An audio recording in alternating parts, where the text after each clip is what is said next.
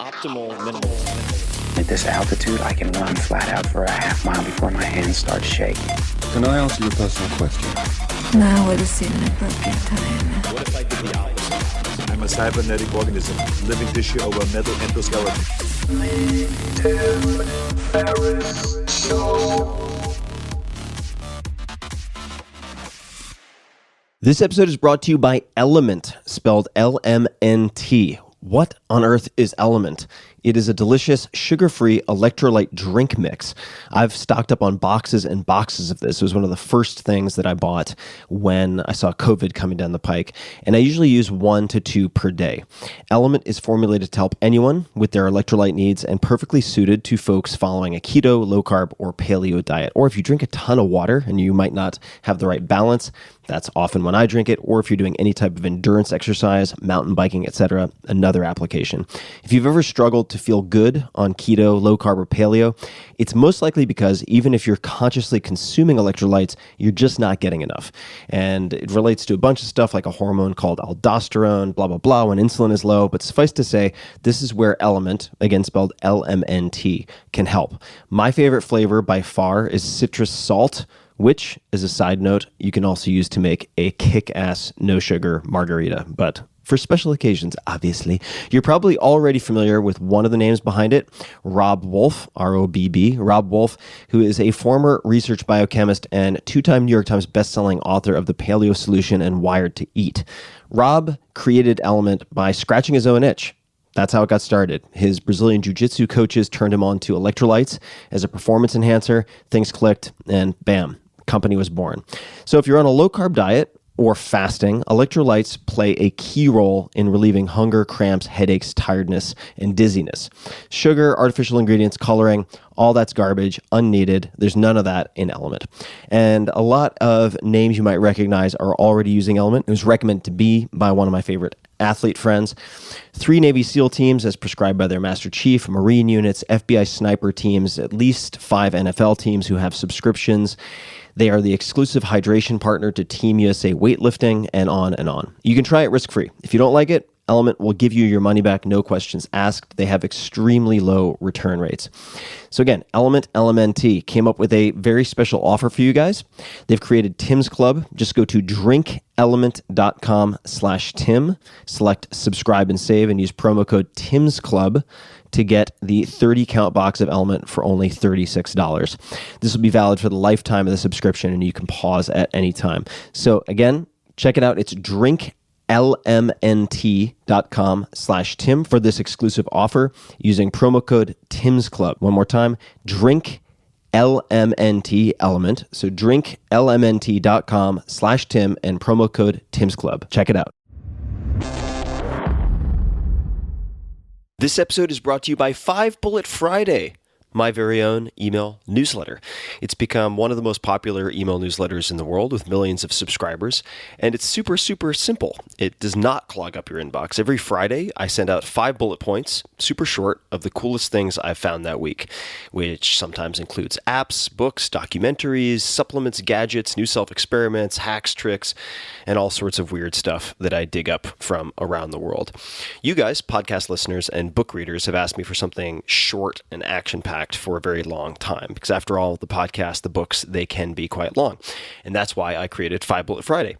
It's become one of my favorite things I do every week. It's free. It's always going to be free. And you can learn more at tim.blog/Friday. That's tim.blog/Friday. I get asked a lot how I meet guests for the podcast, some of the most amazing people I've ever interacted with.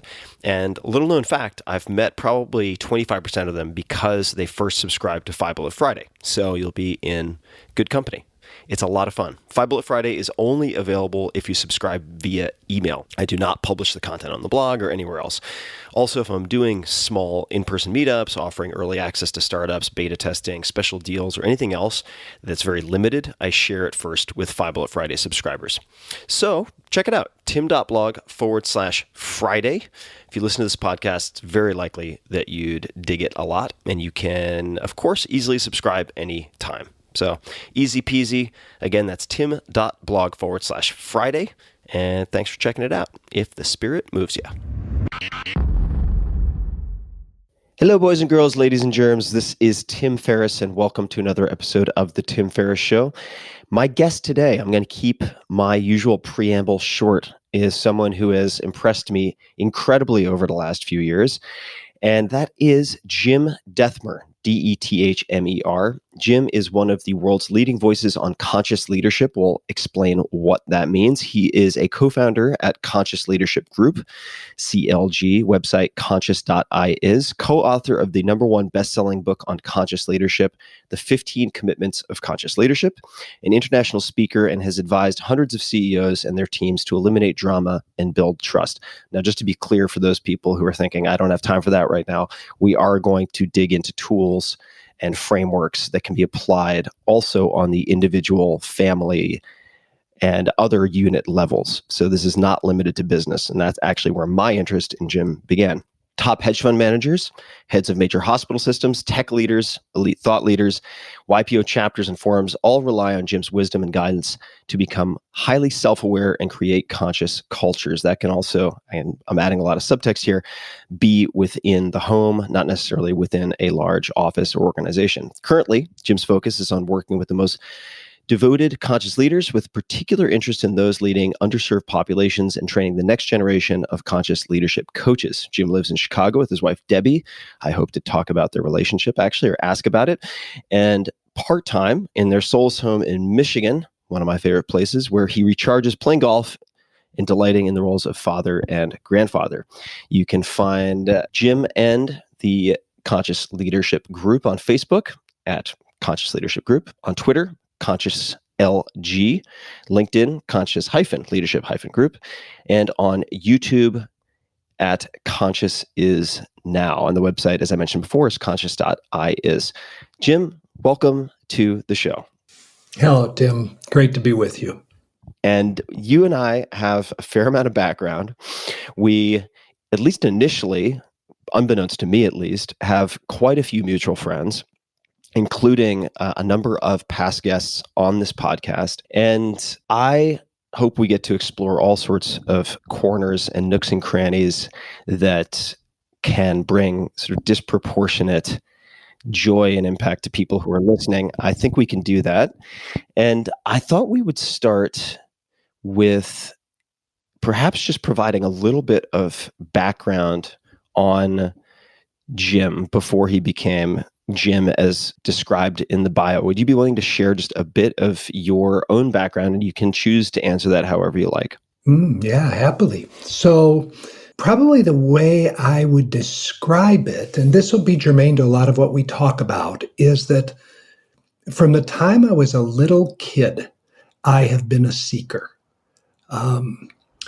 Largely driven at first by a literal physical ache in the center of my chest. Probably, if I would have been clinically diagnosed, I was probably subclinically depressed much of my life. So there was like a yearning, a longing, and that drove me to seek out, some of the best teachers and greatest modalities for giving somebody some peace. All of my life, I was seeking peace or happiness or equanimity. And then the second thing you would know about me is that based on my family of origin and some of the craziness that went on there, I've always been interested in relationships. Again, largely trying to resolve the loneliness that I felt. So those two things, kind of an existential angst, mild depression, and loneliness drove me. Now, on the outside, I was a normally put together person and succeeded and achieved and did all that stuff. But underneath, I was a seeker, and it drove me to find relief, quite frankly, for which I'm incredibly, incredibly grateful. And then the second thing you know about me is when I find cool stuff, I pass it on. So I say all the time, I don't think I've ever had an original thought. There's nothing original in our book, on our website, any place. Maybe once in a while, I accidentally put something together, but it would be accidental. Most everything that I found from somebody else, and I love to pass it on. And the last thing you'd learn is I'm a smuggler. So a lot of the places I've gone and explored, a lot of the people who I've worked with over the years wouldn't go there and explore. So I go out and find these modalities, these technologies of transformation, and then I'm pretty good at translating them into language that an end user would find viable and credible. So I smuggle these things into populations who wouldn't otherwise necessarily go looking. So that's a little bit about me that maybe we could find some points of contact. I would love to. I have already made contact, and there are a few places I'd like to dig. And before I do so, I'll just give a bit more context on how you entered my orbit. And the first way that you entered my orbit was actually through Dustin Moskovitz, the co-founder of Facebook, who recommended the 15 Commitments of Conscious Leadership, this book. And I'm not going to lie, it took me a while to actually pick it up and read it because I've had perhaps an unfair bias against anything with the title leadership or involving the word leadership. But as you mentioned with the smuggling, I think your arena is much broader than that, or perhaps it just requires a reinterpretation of leadership. The way that one of my friends described you, and this friend is a very, very successful investor, one of the best investors who's been on this podcast. And he says, quote, "I think of Jim as a spiritual equivalent of a world champion MMA fighter. He takes the best of everyone else's practices and integrates them for himself and others." So I thought we could use that just as a jumping off point to an example where we could get into some brass tacks tactical stuff. And the question, or actually we'll dig into a specific person, and that is Byron Katie. And so this friend says that you are exceptionally good at finding high credibility gurus of various types, and then, as you said, smuggling their techniques or reapplying. You were very early, as I understand it, in terms of identifying Byron Katie and then kind of soaking up what she does, grabbing the essence of it and applying it in multiple places. So this is a long question, but could you, I suppose, explain who Byron Katie is and then how you identified her as someone worth spending time with? Because we all have a limited number of hours and finite amount of energy, and then what you have taken from Byron as one example. Okay, beautiful. If it's okay, I want to do it in reverse order. Let me Great. tell you how I identified her, then tell you my experience of her, and then what I've taken from it. So again, I'm 66, and I started this quest of seeking when I was like 15. And along the way, I found these master teachers like Byron Katie. And when I look back, if I were to deconstruct the pattern, what has happened is I find people who are aligned with my personal need. Go back to pain in the center of my chest, depression, existential angst, or loneliness. So I'm pretty good at refining my search down to people who are going to speak to and address those needs. Then the second thing that's true, and this has been true all of my life, I get drawn to people who make a big claim. They state something that on its face seems too good to be true. Like in Byron Katie's case, she states that suffering is optional. Now, I think she would understand what the Buddhists have said, is suffering is natural and normal. It's the water in which we swim. And then suffering is optional. So I'm drawn to a big claim. All of my teachers and mentors make a big claim.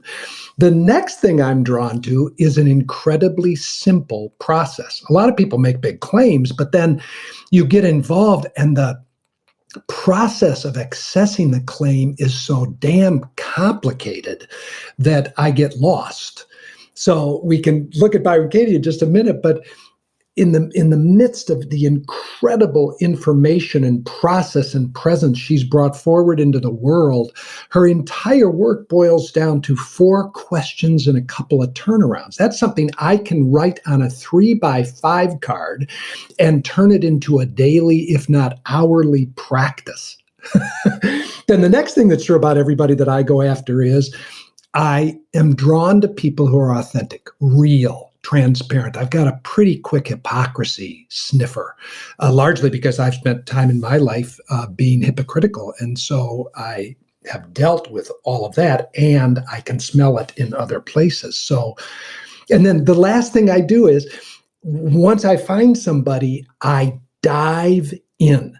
So I find their model and I dive in, and we could pick different people throughout our talk, but Byron Katie would be a great example. So I read her books, I listen to her on tape, on her books on tape, and then I go to her website, I digest it, and then literally I turn it into a practice. So Katie is famous for what is called inquiry.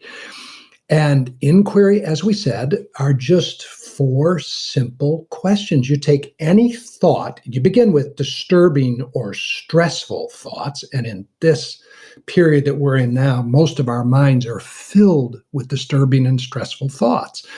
And the first thing you do is you write the thought down. You just write it down. And then you ask it 4 questions. Is it true? Can I know for certain it's true? When I believe the thought, how do I react? And who would I be without the thought? And one thing that I learned early, and that I say to people who are embarking on doing any work around the work, as Katie calls it, is that it's not an intellectual exercise. You don't just ask those questions to your mind and real quick answers. It's much, much more like a meditation. So you take a stressful thought, you write it down, and then you remember a circumstance where that thought was at play. So I'll give one. Today would be an example. Before we connected, I was out for my morning walk, and I had a stressful thought arising around one of our kids. My daughter is today scheduled to go to Northwestern Hospital in Chicago to get an x-ray. She had spinal fusion surgery, and she's going in to get an x-ray so she can talk to her specialist about whether the surgery worked. Well, I started stressing myself around the thought she shouldn't be going to the hospital to have an x-ray. And I could feel myself, my nervous system was getting activated, and I could feel it in my body. So then it's an opportunity for me to simply do the meditation. So I think the thought, she shouldn't be going to the hospital. Then I ask, is it true? And I meditate on that. I let the answers come to me. Then can I know for certain it's true? Then this next question, if I couldn't think that thought, how would I be? Well, what arises fairly quickly is peaceful, present, available to her, available to really see her and talk to her. So, and when I think the thought, how do I react? Well, I get scared, contracted. I start trying to control the world. So again, the technology is so simple, it can be written on a card and practiced. So that'd be an example with Byron Katie. So in my mind, she is a transmitter of liberation and freedom with an unbelievably simple way to get at it. Now, simple and profound in that, it's like so many of these things, it's simple and transformationally profound if you do the work. Like she says all the time, you work the work till the work works you. So I started with Byron Katie years ago, and may I jump in, Jim, for 1 second? Yes. Yes. So I'd love to expand on that just for a second for people who haven't had exposure to Byron Katie before. In an example like that, and for those people who are listening to this later, and hopefully this context is needed sooner rather than later, but the concern about the hospitals related to SARS-CoV-2 and COVID-19, is the objective in that example to downregulate your system so that you can make a calmer decision about what needs to be done or not done, in the sense that I could imagine some people listening are thinking, well, you should be looking for alternatives. That's a legitimate concern, so you don't want to dismiss it. And would this exercise not lead you to dismiss it? Does that make sense? Absolutely. So I'd love to hear how it's an enabling tool or a tool that makes you more, I hesitate to use this word, but effective instead of complacent. Does that make sense? And this is actually something that comes up a fair amount with some of Byron Katie's techniques, which can be extremely powerful. I mean, I've seen people reframe the death of a parent in ways that completely change their lives in 15 or 20 minutes, in the sense that they might take a phrase, right? Like, she doesn't need to go to the hospital, and then rephrase it as Byron Katie does, or she does need to go to the hospital. I need to go to the hospital, and so on and so forth, and look for evidence or be forced to give evidence for each of those sort of conjugated statements, which is something else. So I don't want to take us off topic, but how would you speak to the fear that someone listening to this example thinks it would just make you complacent and that you should, in fact, consider other options? Yeah, great. So let me start up like at the highest level, and then I want to come down to the incredibly practical level of my experience. So at the highest level, I think what Katie, as she is called, is going at is the possibility of freedom, the possibility of truly being free from being trapped in and suffering at the effect of the perseveration of the mind and all the suffering that comes there. So now if you drop down a level, yes, one of the outcomes is down-regulating the system. So what we're looking at here is doing a practice like this allows me to become present, fully present. So there are so many definitions of consciousness, so many wonderful ones. We use a very practical one. It's just the ability to be here now in a non-triggered, non-reactive way so that I can think better, relate better, and have better intuitive information. So be here now in a non-triggered, non-reactive way so that I can have better IQ, think better, EQ, emotional intelligence, and BQ, body intelligence, better instinctual intuitive knowledge. So all that to say, it's misunderstood and misused when people use it as, I like the term, like a spiritual bypass. I mean, the reality is that at least when the morning started, my daughter is going to go to the hospital and get an x-ray. That's the plan. That's really happening. At least it appears to be happening. We'll see, because she hasn't gone yet. So from this activated place, or in our language, we use the simple term from below the line, triggered, reactive, contracted in threat and fear, there's a limited amount of capacity for decision-making, for innovation, for problem solving. So Katie's work, to your point, down-regulates. It doesn't allow me to bypass reality and just kind of sit in a disengaged, demotivated kind of way. It actually frees me to be totally available to what are the possibilities that I wouldn't otherwise see because of the contraction and constraint of my activated thinking. That is the exact purpose. So after I did the work, I called my daughter and first and foremost was able to be present with her. And then I'm living in what is it that wants to happen here? And, in just chatting with you a few minutes before we even started, you had a couple of ideas that came and became possibilities that weren't possibilities before. So it isn't to be naive. It isn't to be complacent. In fact, I find that people who are more present are less complacent. Complacency is one of the actual effects of not being fully present. It's an escape move.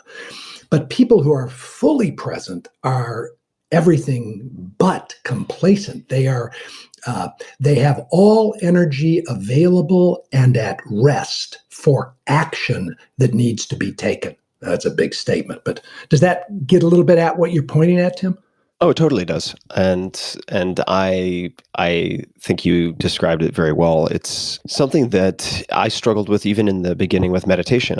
I and many of my friends also were afraid of losing their edge. That was the phrase that was used most often. And my experience has been that many of these tools, these modalities, don't cause you to lose your edge, although I'm sure that there are many ways to become complacent, but they do, in effect, help you to turn down the volume of static so that you can hear the signal and the various types of signals. So I absolutely agree.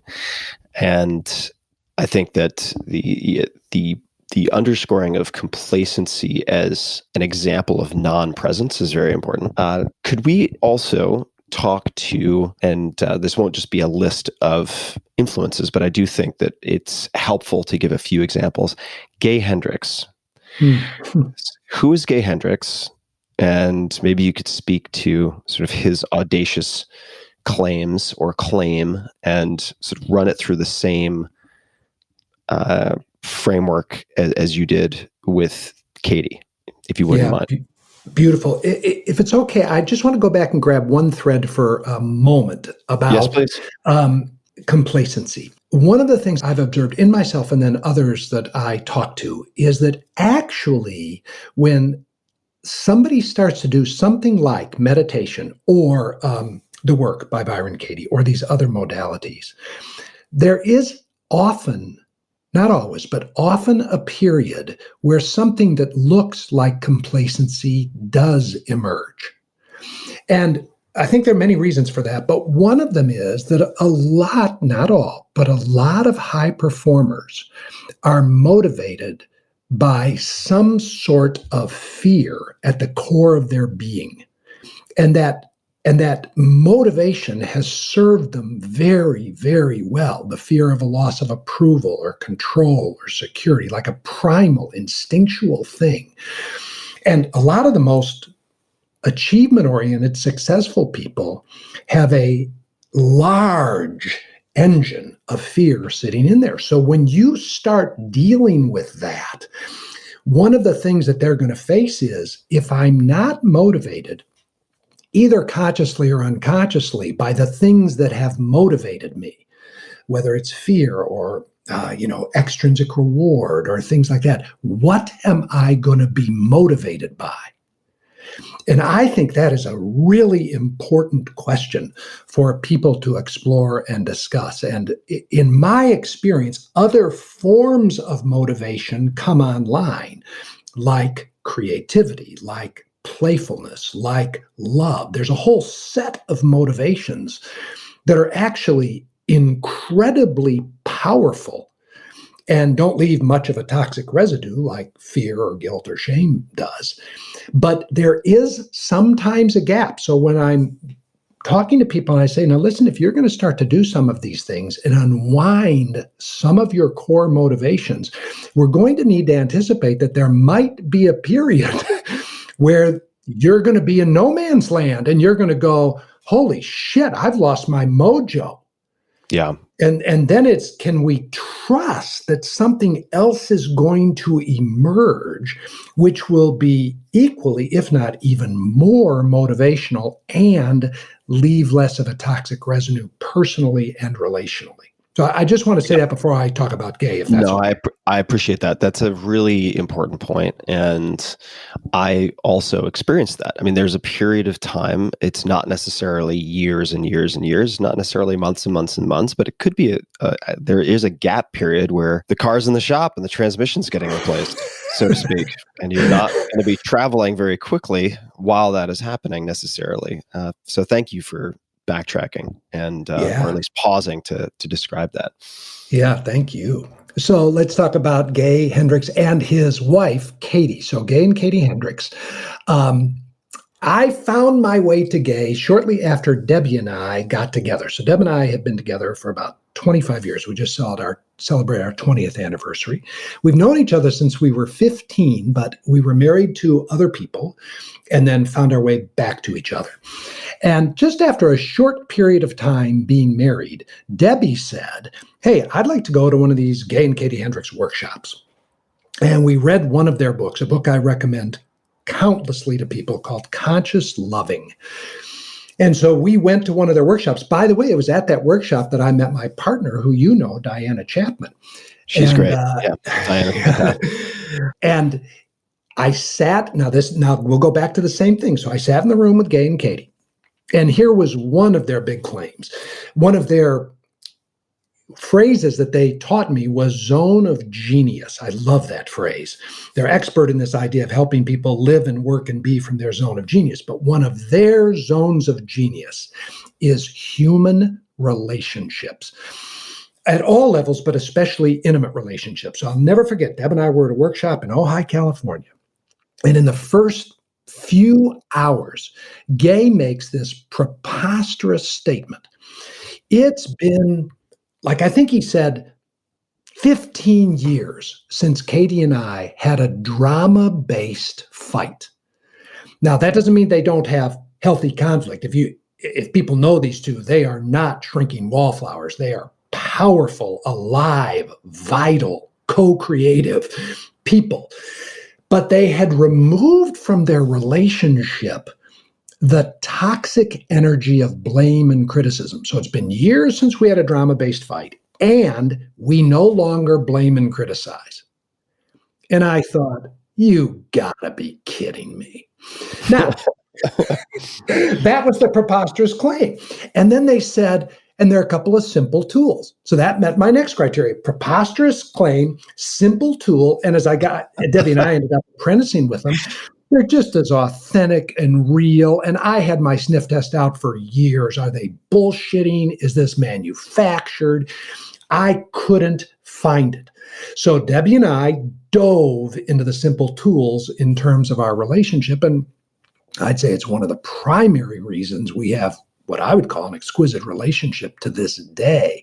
So Gay and Katie are experts at world-class relationships, breathing, no small thing in this day and age, by the way, breathing, embodiment, living in your body, and discovering and living in your zone of genius. Now, they do a lot of other stuff, but what I have taken and continue to take from them and smuggle and transport out to the world is legion in these regards. Could you give a few examples of tools or techniques that you think they don't necessarily have to apply specifically to this quarantine period that a lot of people are experiencing, but anything that comes to mind that you could give or offer as specific techniques or concepts that you found particularly powerful from Gay and Katie Hendricks?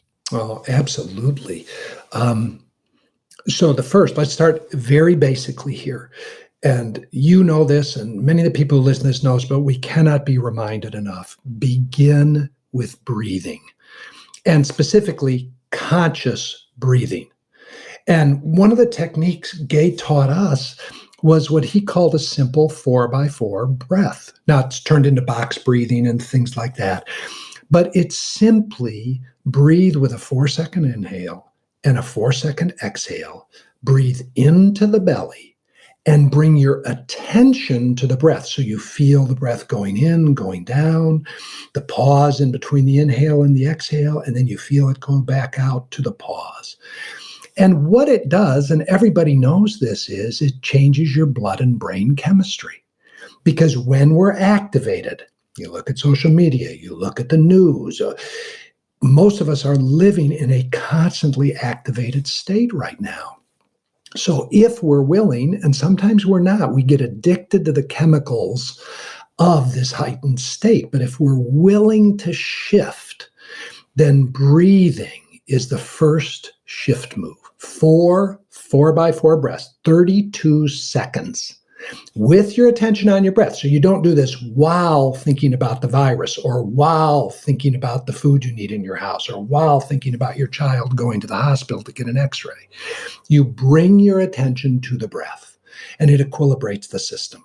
Now, there are many, many other breathing techniques, but that would be a huge one. When you bring... Sorry to interrupt. When you, this is my job, is to interrupt. I apologize.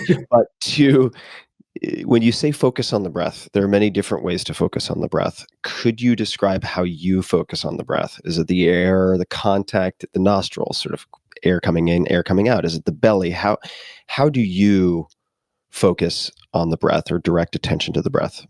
Yeah, so beautiful. Well, the first thing I want to say, to create the shift move, it doesn't really matter how you focus on the breath. Now, what I mean by that is you could simply say, where do I feel the breath in the body? So let's say you feel the chest expanding and contracting, or you feel the belly rising and falling, or you feel the breath at the tip of the nostrils or the back of the throat. You can feel it all the way through and all the way back out. For this exercise, the key is that you've moved your attention from the worrying mind to the breath. It's the movement of attention. So I just say to people, where do you most feel the breath in the body? Go there. And leave your attention there for just 30 seconds. And when it wanders, just bring it back. The combination of deepening the inhale and the exhale, breathing into the belly, put your hand on your belly at the belt line and see if you can move the breath, move the hand with the breath, and bringing your attention to it is an instantaneous way to de-stress in the moment. Does that make sense? It does. Where do you tend to focus? Where do I tend to focus? Yes. It depends on what period of my life I'm in. So right now, the last week. Good. So right now, if I'm doing a breathing exercise, I focus at the top of my upper lip, the little triangle at the bottom of my nose and the top of my upper lip, where I can. One of the reasons I focus there is it really invites my concentration. I can feel my chest rise and expand. But if I'm going to feel cool air coming in and warm air going out, and I'm going to feel it on my upper lip, that requires a level of concentration, which I like because it takes me away from my cataclysmic thoughts. Yeah, that's, I just want to mention one thought that popped to mind that is a corollary to that in marksmanship, in whether it's archery or using long guns or anything else. There's an expression which is focus small, miss small.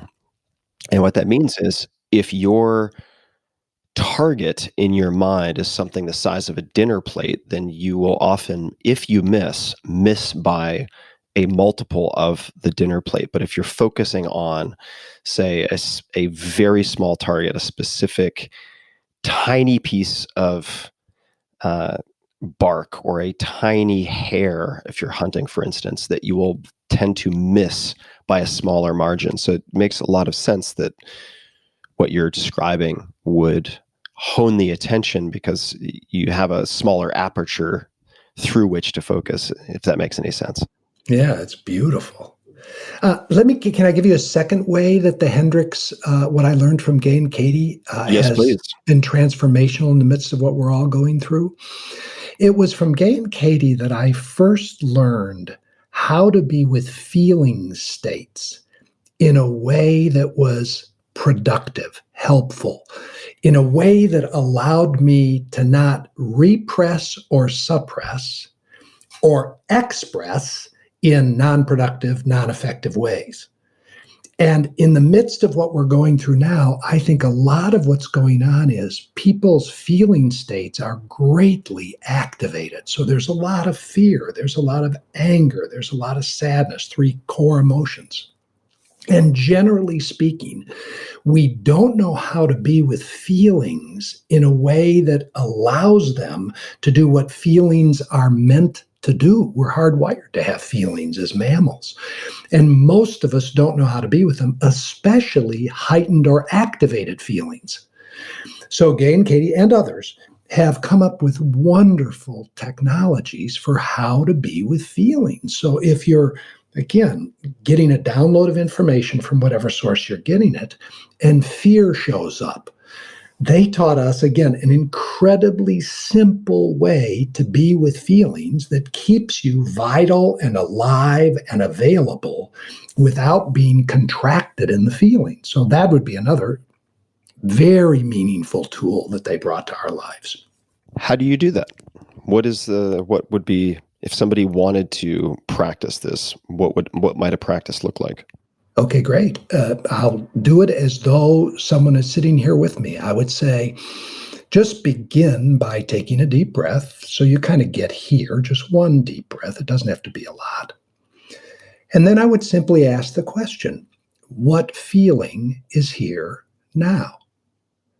Now, to help people answer that question, we like to give them a short list of possible feelings because it makes answering very simple. So, again, I learned from Gay and Katie the 5 core feelings: sad, angry, scared, joy, and creative sexual feelings. Let's just go with those as the 5 core. We could also talk about shame or guilt, things like that. But if you just go with the core 5, and then in this day and age, I like to simplify it down to the core 3: sad, angry, scared. So I like to say to people, before you can get emotionally intelligent, you have to be emotionally literate, which is just the ability to pause and ask yourself, what am I feeling, and have an answer. That is so important. Could you just repeat that? Because I want you to say it as much for me as for anyone else, but I just think that's such an eloquent way to state something extremely important. Could you say that one more time, please? Mm-hmm. Before you can be emotionally intelligent, EQ, you have to be emotionally literate. And emotional literacy means that at any moment you can pause and ask yourself, what feeling is here now, and have an answer. I learned this when I first got married to my first wife. We were maybe a year into our relationship and started to have conflict. So we went to marriage therapy. And we're sitting in the office. I'll never forget this. And the therapist at one point says to me, Jim, what are you feeling? And I said a number of statements. I think the first one was, I feel like she's wrong. And then basically some version of, I feel like she's got her head up her ass, was basically, and I'll never forget the therapist saying, those aren't feelings, those are thoughts. Anytime you say the word I feel followed by the word that, it's not going to be a feeling, it's going to be a thought. And I thought, I was in the midst of graduate school, I thought, I have never heard that before. So he asked me again. And again, I answered it with some sort of thought. So I'll never forget, he turns around his chair, grabs a book off the shelf. I to this day remember the title of the book. He opened the book, handed it to me. It was like page 73. And on it was a list of feelings. This is how unemotionally literate I was. By the way, I was a meaningful athlete. I cared a lot about sports. I never had a high school football coach say to me, Jim, what are you feeling right now? I mean, feelings were at that point meant to be irrelevant. It was just performance. Feelings were just a distraction to performance. By the way, some people still relate to them that way, and I think that's a dangerous position. So he hands me the book and he says, now, anytime I ask you, what are you feeling? I want you to say, I feel, and then answer it with one of these words. Now, there were a lot of words, so that's why I say, what if it's just sad, angry, scared? Now, anger can be a big range. It can be a little bit irritated, a little bit agitated, frustrated, all the way over to anger to rageful. Fear can be a little bit apprehensive, a little bit nervous, all the way over to fear or terror. We're just going to call everything on the continuum fear. And sadness can be a little down, a little blue, a little melancholy, to sadness, to brokenhearted grief. For the sake of learning, we're just going to make it simple. Sad, scared, angry. So again, if we back up, I'd say take a breath. Everybody takes a breath. And then I say, in this moment, what are you feeling? And if you check, you go like, I feel scared. Great. Just that statement, I feel scared, starts to shift the process because we've accessed a different part of the brain that isn't the amygdala, that isn't in that fight, flight, freeze reactivity, that is the one who interprets and puts it into language. So if you say it out loud or just say it to yourself, I feel scared, is the first step. The second step, and this is where it gets really good, is you have to understand, what is a feeling? Such a good question. And we could riff on this for days, but basically a feeling is a set of vibrations or sensations in or on the body, usually combined with a thought. So there's a thought and there's a feeling, what we often call the cognitive emotive loop. But a feeling is a set of sensations in and on the body. That's what it primarily is. So the second question we ask is, first question, what feeling is here? Fear. Now, this is where it gets interesting. Where is the fear in the body?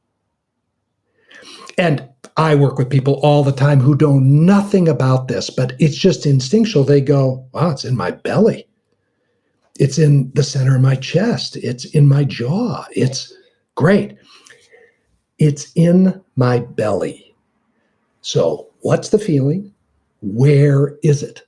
Then the next question is, what are the sensations doing? They're like, there's nausea. They're boiling, roiling, contracting, heating, pulsing. Okay, great. So what's the feeling?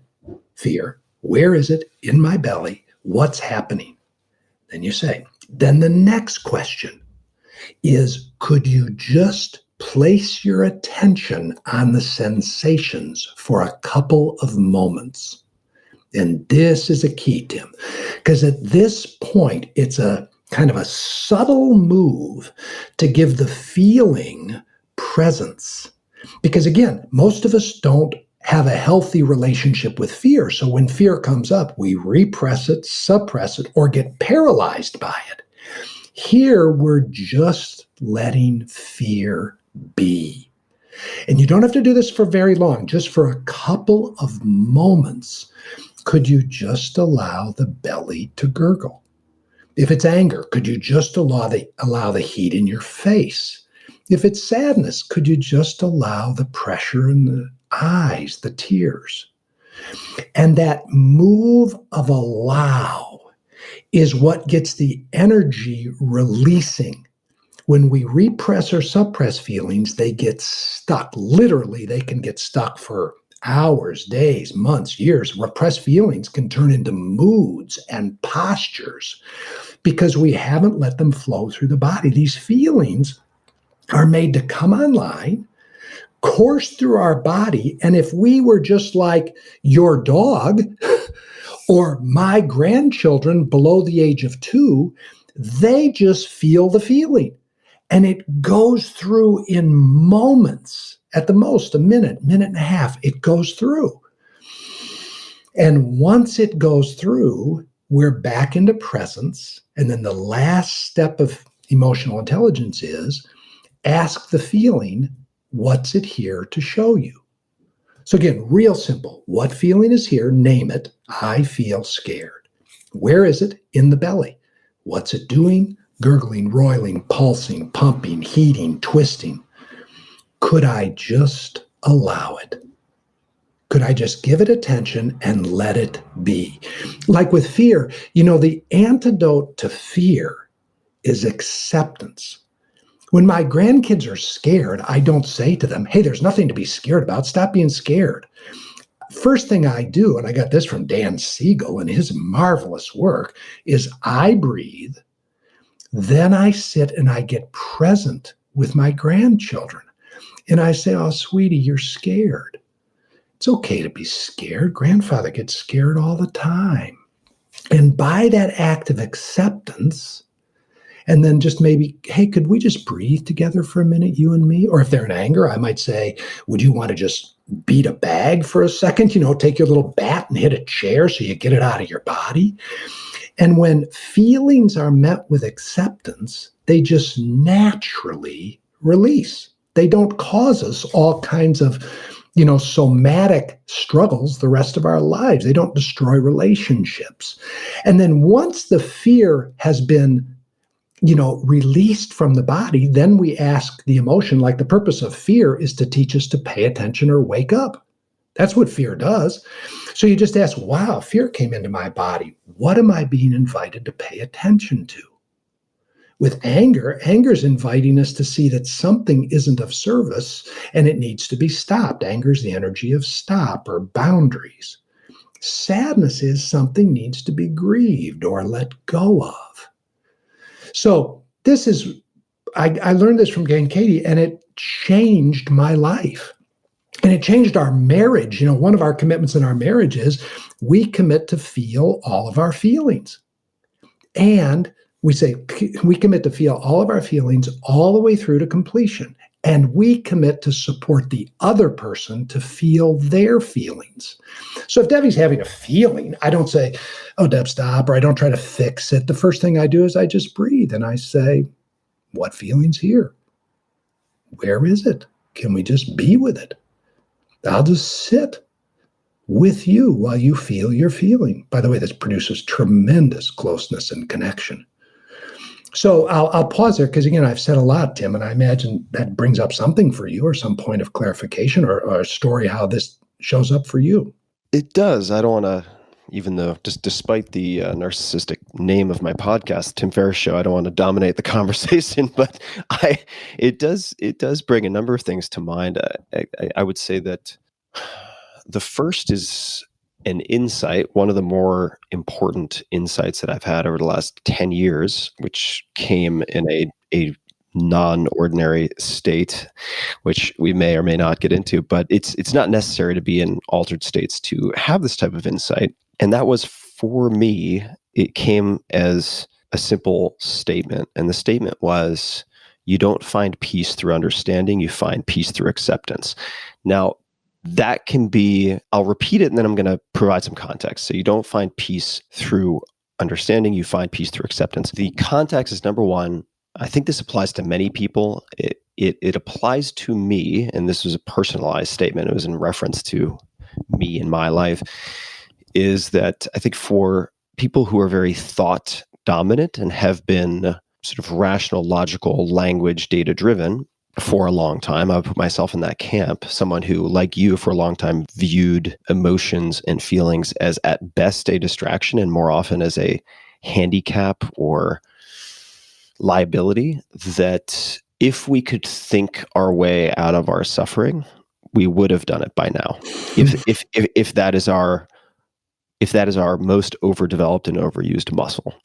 And that for me, at least, the greater opportunity is to accept as many things as possible. That this is the caveat, that enable me and don't disable me. So this doesn't mean you simply become a piece of driftwood getting thrown around in the rapids of life. I've been crunching numbers and looking at endless hours of data, which over the last 8 weeks, at least, that have been very, very, very critical for decision making. So I haven't just become a passive actor in life, but if I'm looking at my own sources of suffering specifically, and the vast majority of which is unnecessary or blown out of proportion, the path to peace for me is more acceptance, not more understanding. And that, I think, comes at its core down to accepting and feeling these emotions that we might be prone to labeling as negative. Mm-hmm. Anger, for instance, I've had a lot of difficulty with anger in the last few days, which I think on some level is, and I want to credit Krista Tippett, I believe, who said this, has an incredible podcast called On Being, for saying that anger is pain shown publicly.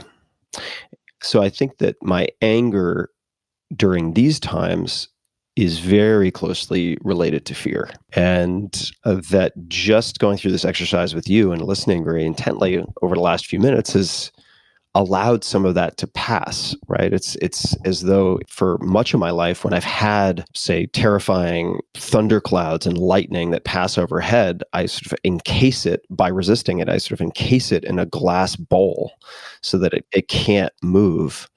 And that, for me at least, it's been tremendously enabling to accept more. And from there, I would love to segue to what seems to be a related question. And this is a question that I believe you ask leaders, different people you work with. And that is, it's one of several questions, and I believe there's an order to it, and so you can answer this any way you want. But the question is, can you accept yourself for being scared and below the line? Mm-hmm.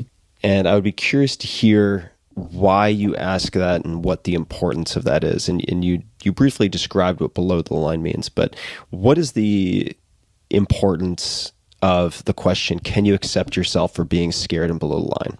Okay, great. So yeah, that's the second question of four. Again, our attempt to distill the technology down to something you could write on the back of a 3x5 card. So the first question is very simple. It's just, where are you? So in this now moment, where are you? And the answer is either above the line or below the line. Again, above the line is present, available, in a state of trust. Below the line is in threat, contracted. Just where are you? We call this the context question. How are you being with the content of your life? This is a big distinction. The content of life is whatever's occurring. If you and I went out and had a beer together and just talked, we would talk about the content of our life. But we're committed to the idea that context is equally, if not more important. So where are you with the content? Where am I with the content of my daughter going to the hospital? Or where am I with the content of the virus today? Or where am I with the content of a technical glitch while talking to you? Where am I, above or below the line? And often, we say probably 80% of the time, maybe more, 90% of the time, most of us are below the line. It's just a natural human tendency to scan the world, look for threat, and get reactive. But the question, where are you, brings awareness. We step outside of ourselves and we say, okay, I'm reactive right now. And then the second question is, can you accept yourself for being reactive? And it's just like we were saying before. Usually when we're reactive, even though what might be showing up is anger or sadness or irritation or something like that, underneath we're scared. And scared of losing one of the big three, usually approval, control, or security. I like the idea. I got this from Hale Dwoskin in the Sedona method. All of us have these three core wants: wanting to be approved of, liked, loved, valued, wanting control, and wanting security. So when we're below the line, we're experiencing a threat to one or multiple of those. So where am I? Below the line. And then, like we've said, the antidote to that threatened state is acceptance. Can you just accept yourself for being scared? It's such a simple question, and yet it's, first of all, it requires that you're willing to admit that you're triggered and reactive and in a threatened state. And then, could you accept yourself? And kind of like what you alluded to earlier, a lot of people can't accept themselves for feeling what they're feeling. They think they shouldn't be scared, or they shouldn't be having the experience. If they were more mature, more enlightened, whatever, they wouldn't have the experience. But that just causes us to become more reactive. So the second question of the four is, can you give yourself just a breath of acceptance? So that puts it in context. Then the third question is, are you willing to shift? And the shift here is, are you willing to be with the same content? Content's going to stay the same from above the line.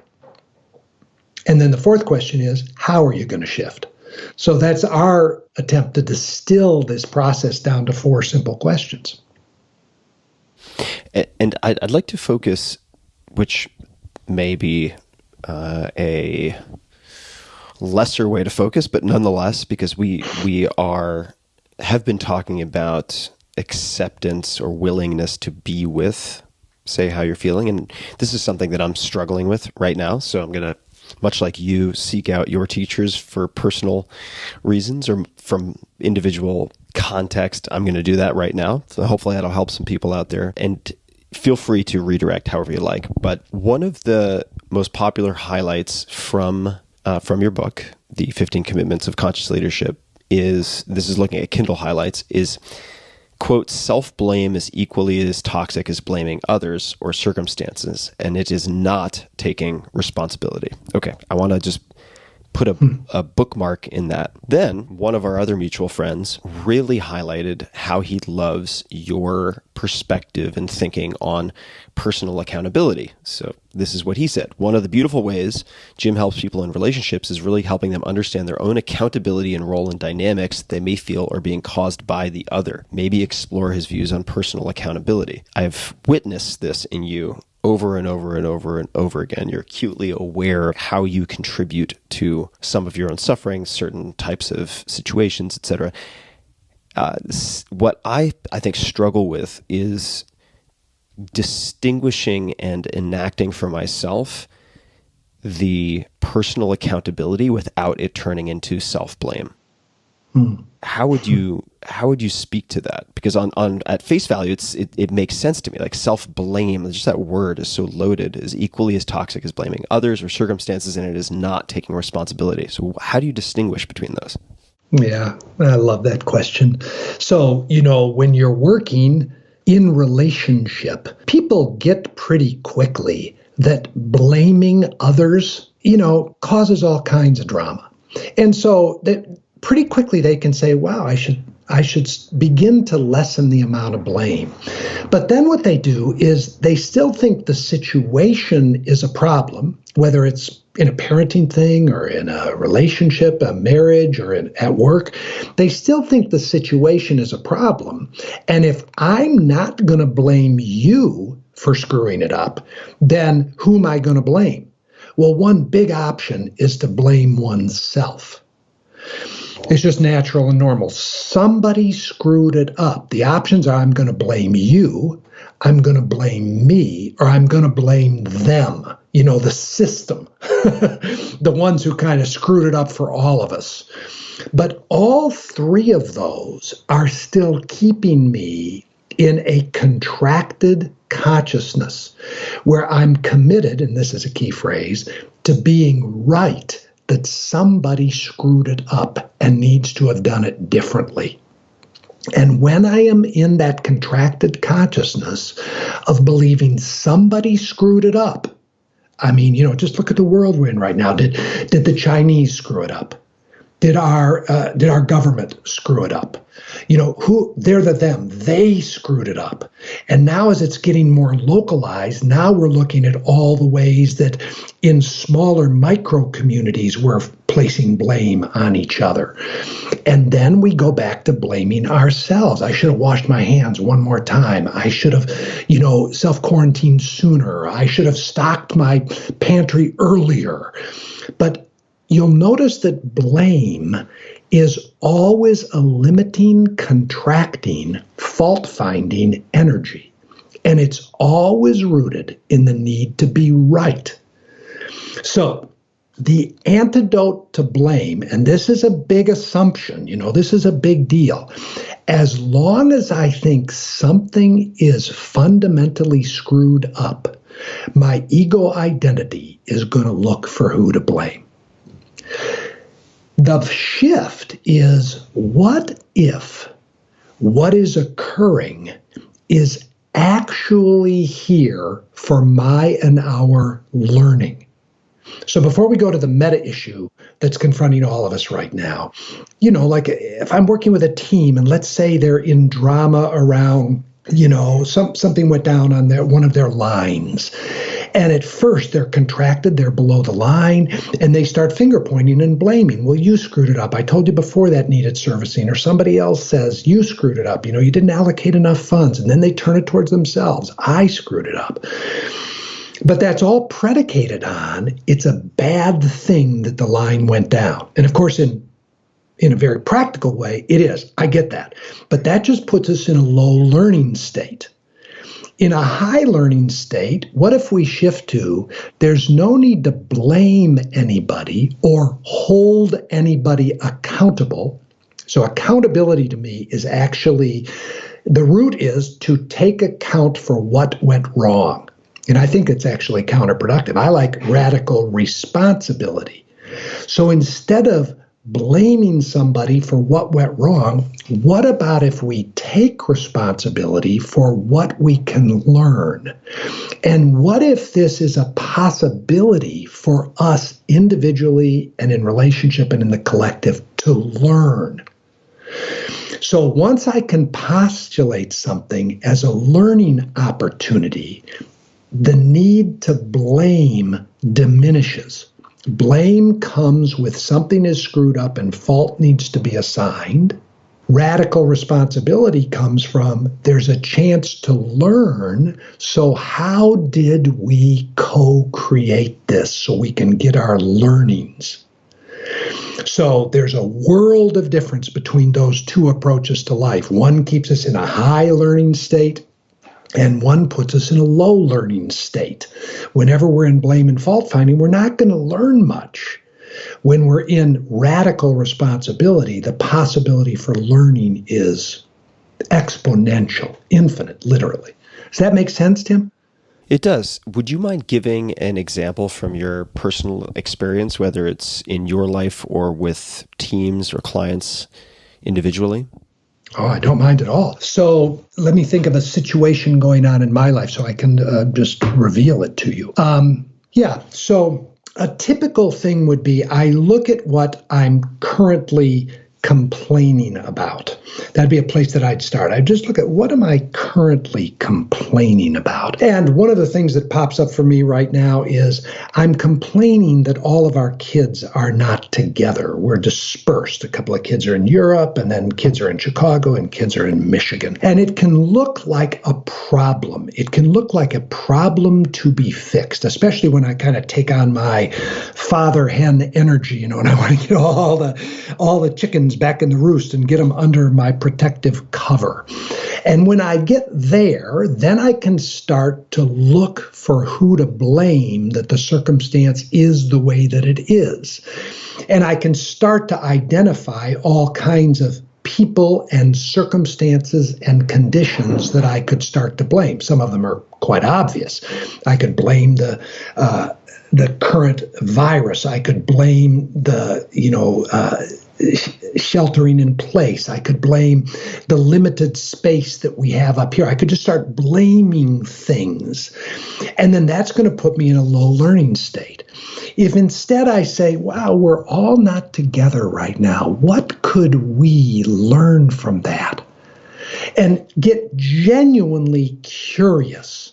How have we created ourselves not together? How could not being together be for us?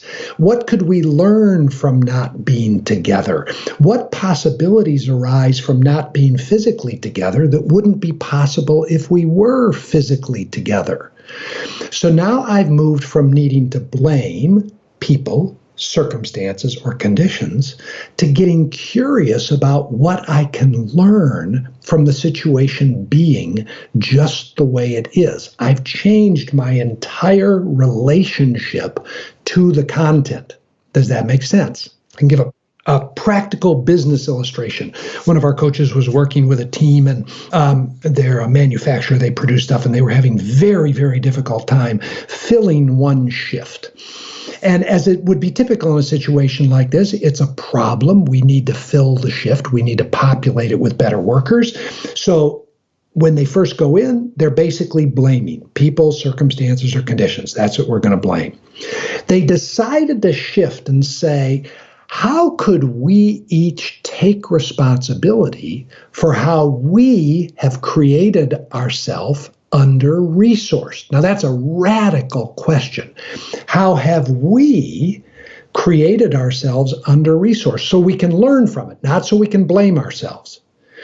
And they spent several hours literally brainstorming all the ways that they had created themselves under-resourced, and from that place of above the line, being with the content from curiosity and from responsibility instead of blame, they started to source all kinds of innovative ways to solve the short flow of human resource, and literally changed and solved it because they got done blaming, complaining, bitching, moaning, and took responsibility because they were willing to see it as a learning opportunity.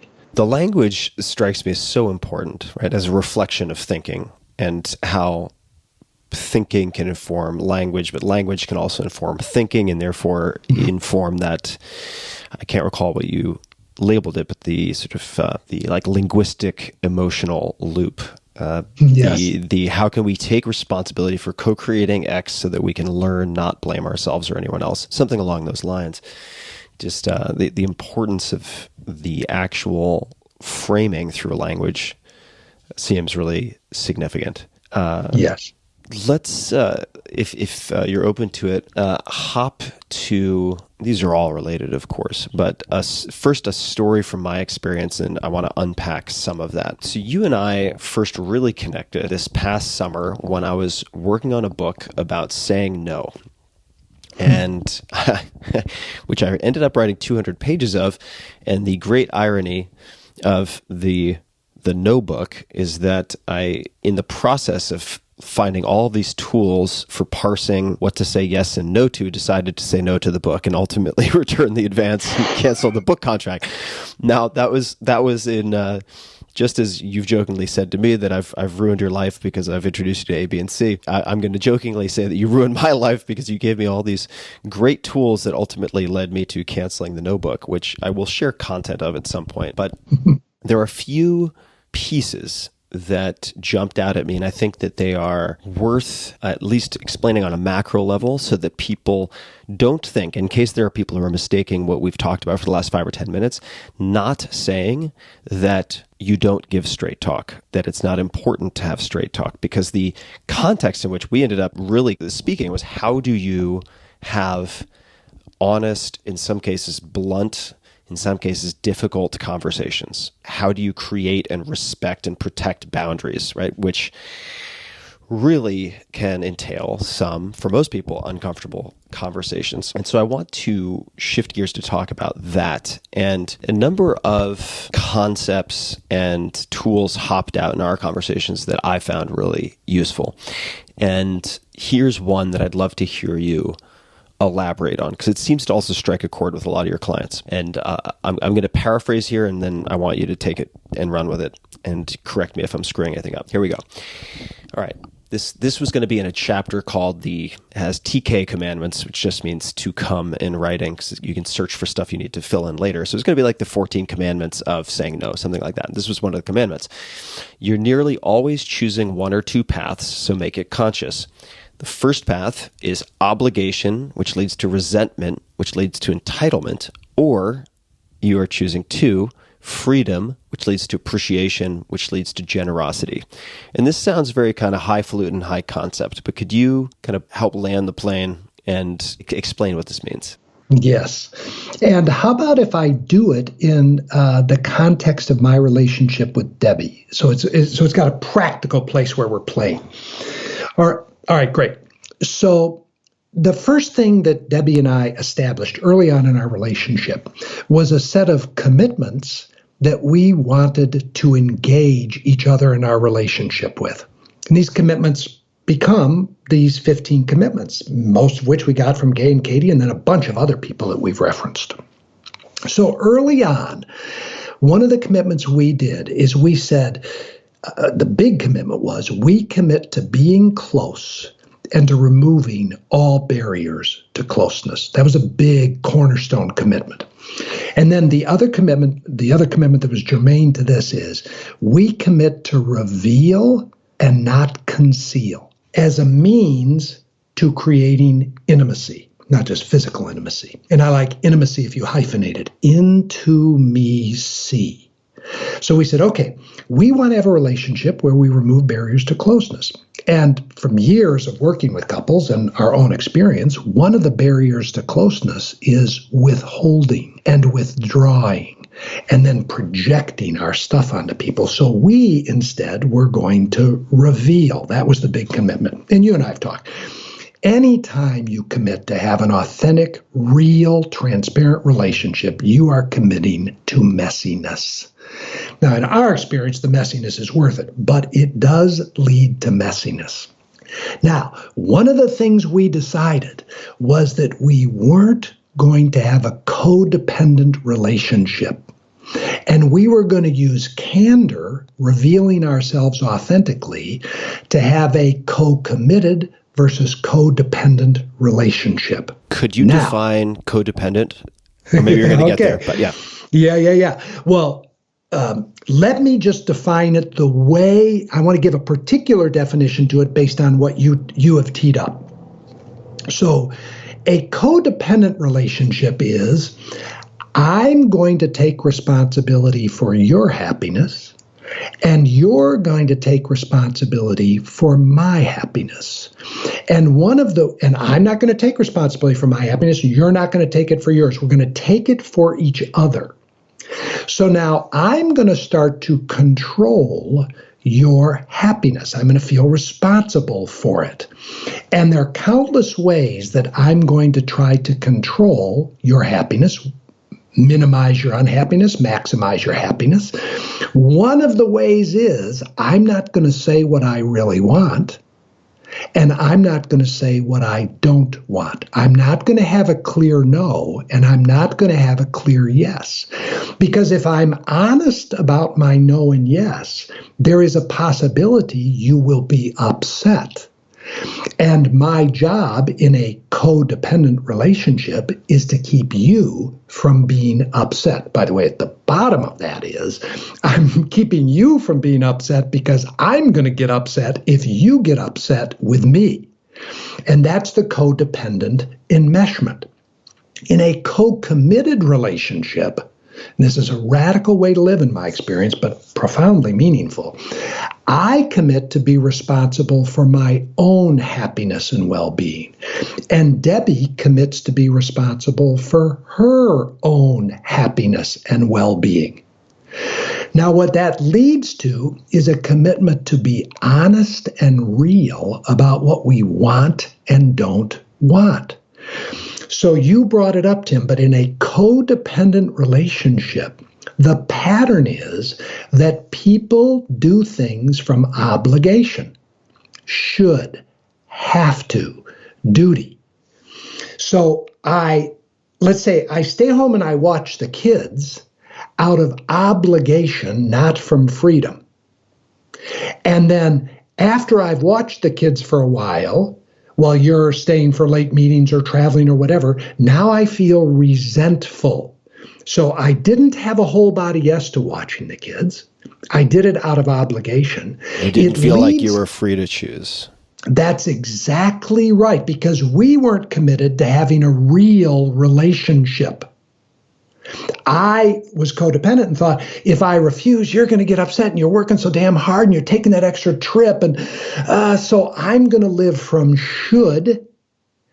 But then that subtle, toxic hardening of my heart is going to occur. I'm going to get a little resentful, a little pissed off. Then that's going to lead to entitlement, which is going to look like this. You're going to show up at home and I'm going to go, listen, here's what I'm going to do. I'm going to go out with my buddies on Friday night and we're going to party down and party hard. Underneath, subtext being, I don't really give a damn what you think because I'm entitled to that because I watched the kids. So obligation leads to resentment, leads to entitlement. And that turns into a vicious cycle in a codependent relationship. In a co-committed relationship, I say to Debbie, listen, I don't ever want you in our relationship to do anything from obligation. I don't. First and foremost, I want you to tell me what you genuinely want. I want to know you. And we say all the time, you're not responsible for my happiness. If you tell me what you genuinely want and I unhappy myself, to your point, funny languaging there, she doesn't make me unhappy, I unhappy myself, that's my responsibility and I'll be responsible for that. What I want you to do is tell me what you really want, what you have a yes to and what you have a no to. And when she makes that decision from freedom, let's say she really believes me and she drops into herself and she feels free to say what it is she wants. That's going to lead, so freedom instead of obligation, that's going to lead instead to resentment. It's going to lead to appreciation. She's going to have a natural upwelling inside of herself, appreciating herself and appreciating me and our relationship because she feels free to express herself. And that freedom is going to lead to generosity instead of entitlement, which is going to look like generosity of spirit. because she's operating that way. It's going to be generosity of spirit towards me and towards our relationship. So I'm deconstructing from, you got to first start with, what are we committed to? This is what you and I talked about, Tim, when we were talking about this. If all of a sudden most of a person's relationships are built on obligation, if you all of a sudden say, well, I'm just going to lead from freedom and decide what I have a yes to and what I have a no to, that's going to probably cause a shit show in your relationships, because you haven't faced and addressed that underneath is this codependent enmeshment. And until that gets addressed, trying to say we're going to live from clear yeses and clear nos and from freedom and personal responsibility for our happiness is not the right conversation. You got to go back to the core of what the relationship is built on and have what we call a commitment conversation. Like I said, when Deb and I started, we said, we're going to be close. Which I don't recommend that for all couples, by the way. A lot of couples don't want to be close. They have a transactional relationship designed to allow them to get where they're going in the world. They don't want closeness. They want high functionality at a productivity level. But in our case, we wanted closeness. So we said, we're going to be close and we're going to remove all barriers to closeness. Then we just started looking at what causes us to not be close. Well, one of them was starting to live from obligation instead of freedom, taking responsibility for the other person's happiness rather than taking responsibility for our own happiness. And we just started to identify all the blockages to closeness. Again, largely influenced and coached by Katie Hendricks and others. So I'll pause there. Does that make sense? It does make sense. It definitely makes sense. And I want to just highlight where the rubber meets the road. Both of our mutual friends, and we probably have more. Actually, we have more than two. But the two that I keep referencing both asked, they sent maybe 5 or 6 bullets each. And they both asked me to discuss your marriage with Debbie because they both said, remarkable marriage, incredible marriage. What does he think are the cores of healthy, dynamic, passionate relationships? You can guess who phrased it that way. We won't name him. And then he has an amazing marriage. I'd be interested to have him riff on what makes a good partner relationship, so on and so forth. So you actually have, over a long period of time, put these practices into action. So I just want to highlight that for people. Also, this isn't an academic discussion, and I don't know if this will be totally related. Well, actually, I'll make one comment and then I'll follow up with my question. The comment is that this obligation, and this is just from our prior notes from phone calls over the summer, but this obligation, which leads to resentment, which leads to entitlement, can take a lot of forms.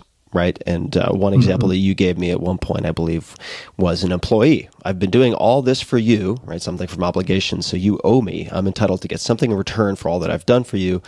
I had to work overtime, for instance. Therefore, I'm entitled to steal pens or whatever it might be, right? It starts off small and generally doesn't get smaller over time. So and a lot of this, and I wanted to fact check me if I'm wrong on this, but much of our conversations, including what you just described, came down to being willing to have very candid and what many people would consider uncomfortable conversations.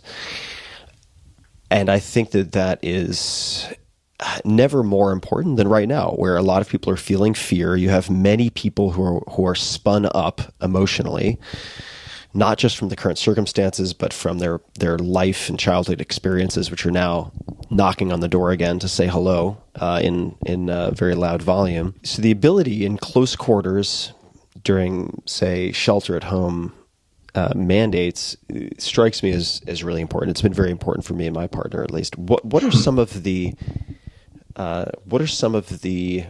candid or uncomfortable conversations that are the most important to have? If any come to mind aside from what we've been discussing.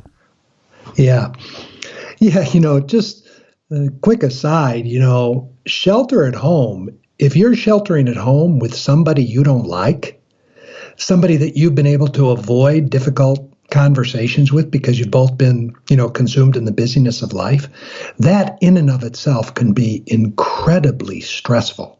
All of a sudden, you're needing to face, feel, and deal with stuff that you haven't dealt with for months or years.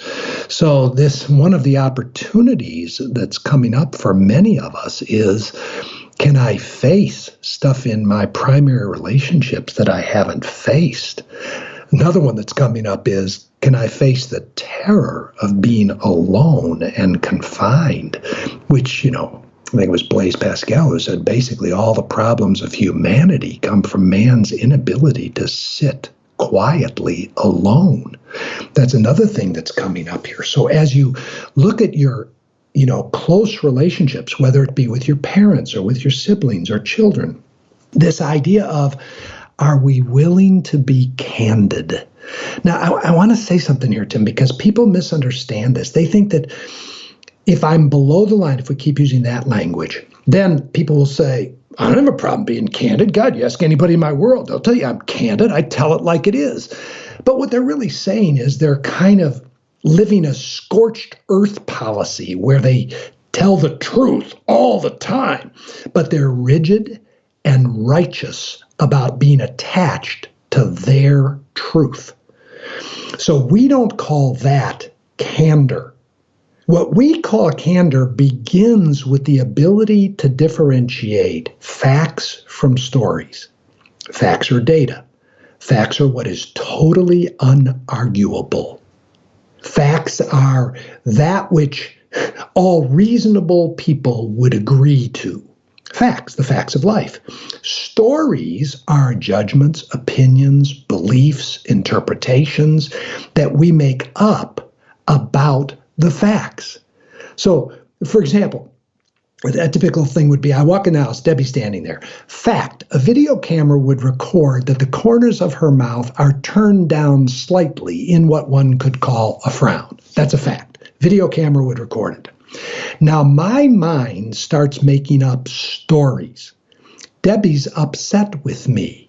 I did something wrong. She's going to criticize me. And now I start reacting to the stories, defending, justifying, explaining, reacting to the stories, even though the stories are all made up in my mind. So candor, practicing conscious candor, first you differentiate fact from story. And then you reveal your stories, holding them lightly.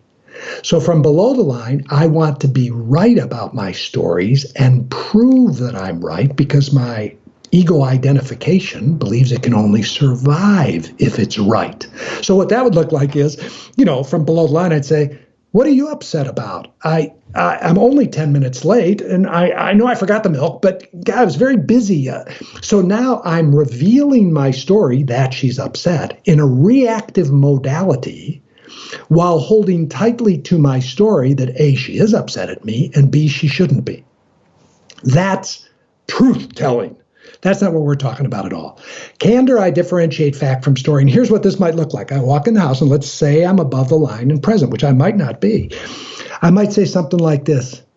Hey, when I look over, it looks like you're upset. I'm making up the story that you're upset. And rather than get all scared and reactive to that, first thing I do is just want to tell you I'm making up that story and I want to check it out with you. Are you upset? And by the way, when I make up the story that you're upset, I notice I get defensive. Furthermore, probably what I really get is scared, because I don't want you to be pissed off at me. But I'm going to reveal myself to you, Debbie, not from being right. This act of candor is an act of incredible vulnerability. I'm going to let you know me. I say it all the time. I'm going to let you know what's going on Planet Jim. My thoughts, beliefs, interpretations, wants, desires, so you can know me, not so that I can prove I'm right. And by the way, this kind of candor goes hand in hand with conscious listening. People always want to say, I want a more candid relationship with my partner. I say, great. Before you start revealing, start listening. Start becoming a person to whom others will reveal themselves candidly, because you see them and you hear them and you get them. then as they feel safe to reveal themselves, you'll find that the relationship becomes more safe for you to reveal yourself.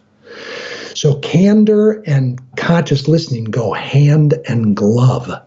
But again, it's a co-commitment, right? Debbie and I said we want to remove all barriers to closeness. One of the barriers to closeness is not revealing ourselves to each other. It's so easy to hide out for fear of being rejected, for fear of being criticized. The risk, and Deb and I have been practicing candor for decades, Tim, and there's almost always some edge of candor where I could reveal a thought or I could reveal a judgment. In our case, specifically about our children, because it's our second relationship. Debbie has 4 boys, I have 2 girls. Well, sometimes I have judgments about her boys. It's always risky to say to her, hey, I just want to tell you, I got a judgment coming up in me about so-and-so. Because she cares about her boys and she's irrationally involved with them, just like I am with my girls. Every time I practice vulnerability in candor in my intimate relationship, there's a modicum of fear that comes up. Because who knows how she's going to react? We do have decades now of practicing, so pretty good chance that we'll work it through. So that's what candor is. Differentiate fact from story, hold your story lightly, reveal to the other for the sake of being known, not for proving you're right, and practice deeply listening so the other person trusts you enough to reveal themselves. That's a short primer on candor. I'll pause there. I want to give an example of how my girlfriend, principally, she introduced this, and then I quickly embraced it when I realized how effective it was for diffusing tension. And it's exactly what you're describing, and that is the phrasing of "I'm making up the story." ... Right, and the way that she phrased it was simply, "The story I'm making up in my head is ... And I have a long history of, I'm not sure how to put this in a way that doesn't make me look like a shithead, but fighting, I guess, is a way to put it. Yeah. I enjoyed being right, and I maybe disliked being wrong was a better way to put it. And if I felt attacked, I would kind of respond in kind, right? And yes. Actually not in kind. It was sort of the Bruce Lee, if you graze my skin, I pound your flesh. If you pound my flesh, I break your bones. It was sort of this totally unnecessary escalation. But I historically ran with very little slack in the system, right? I was always redlining. So the least bit of provocation would lead to this really outsized response. And as soon as she presented something as the story I'm making up in my head is, it basically disarmed me completely in the most positive way imaginable. And that has just been a huge game changer for us. And we've been in isolation 4 weeks. We were early adopters, and it was very difficult in the beginning, especially because our friends were, whether they said it or not, and some of them certainly did, thought we were crazy, thought we were insane people. And I credit my girlfriend and tools like this for allowing us to, so far at least, cohabitate surprisingly well. And the crux distinction is the one that you mentioned, and that is separating facts from story. Like if it cannot be recorded by a video camera or a voice memo, it's probably not a fact. It's probably a story. And at least pausing, even if you feel like it's fact, to see if you can frame it as a story has just been so powerful. I want to mention that because these really do have tremendous applications. So I just wanted to mention that. I don't know if that brings up anything for you or anything to add, but certainly I have one more questions. The line from Rumi came to me where he says, "There's a field beyond right and wrong. I will meet you there." And it sounds like your girlfriend is committed to something beyond right and wrong. By the way, that doesn't mean that the categories right and wrong are useless. We should throw them out and become absolute relativists. Doesn't mean that at all. It means that there is a place called right and wrong. There is. And we need to be there at times and have that conversation. But there's a field beyond that. And when she says to you, Tim, I'm making up the story in my mind that, she's saying to you, I'm interested in something other than needing to be right. I'm interested in being known and knowing you. I've said to so many couples over the years, you're more interested in being right than you are to being close.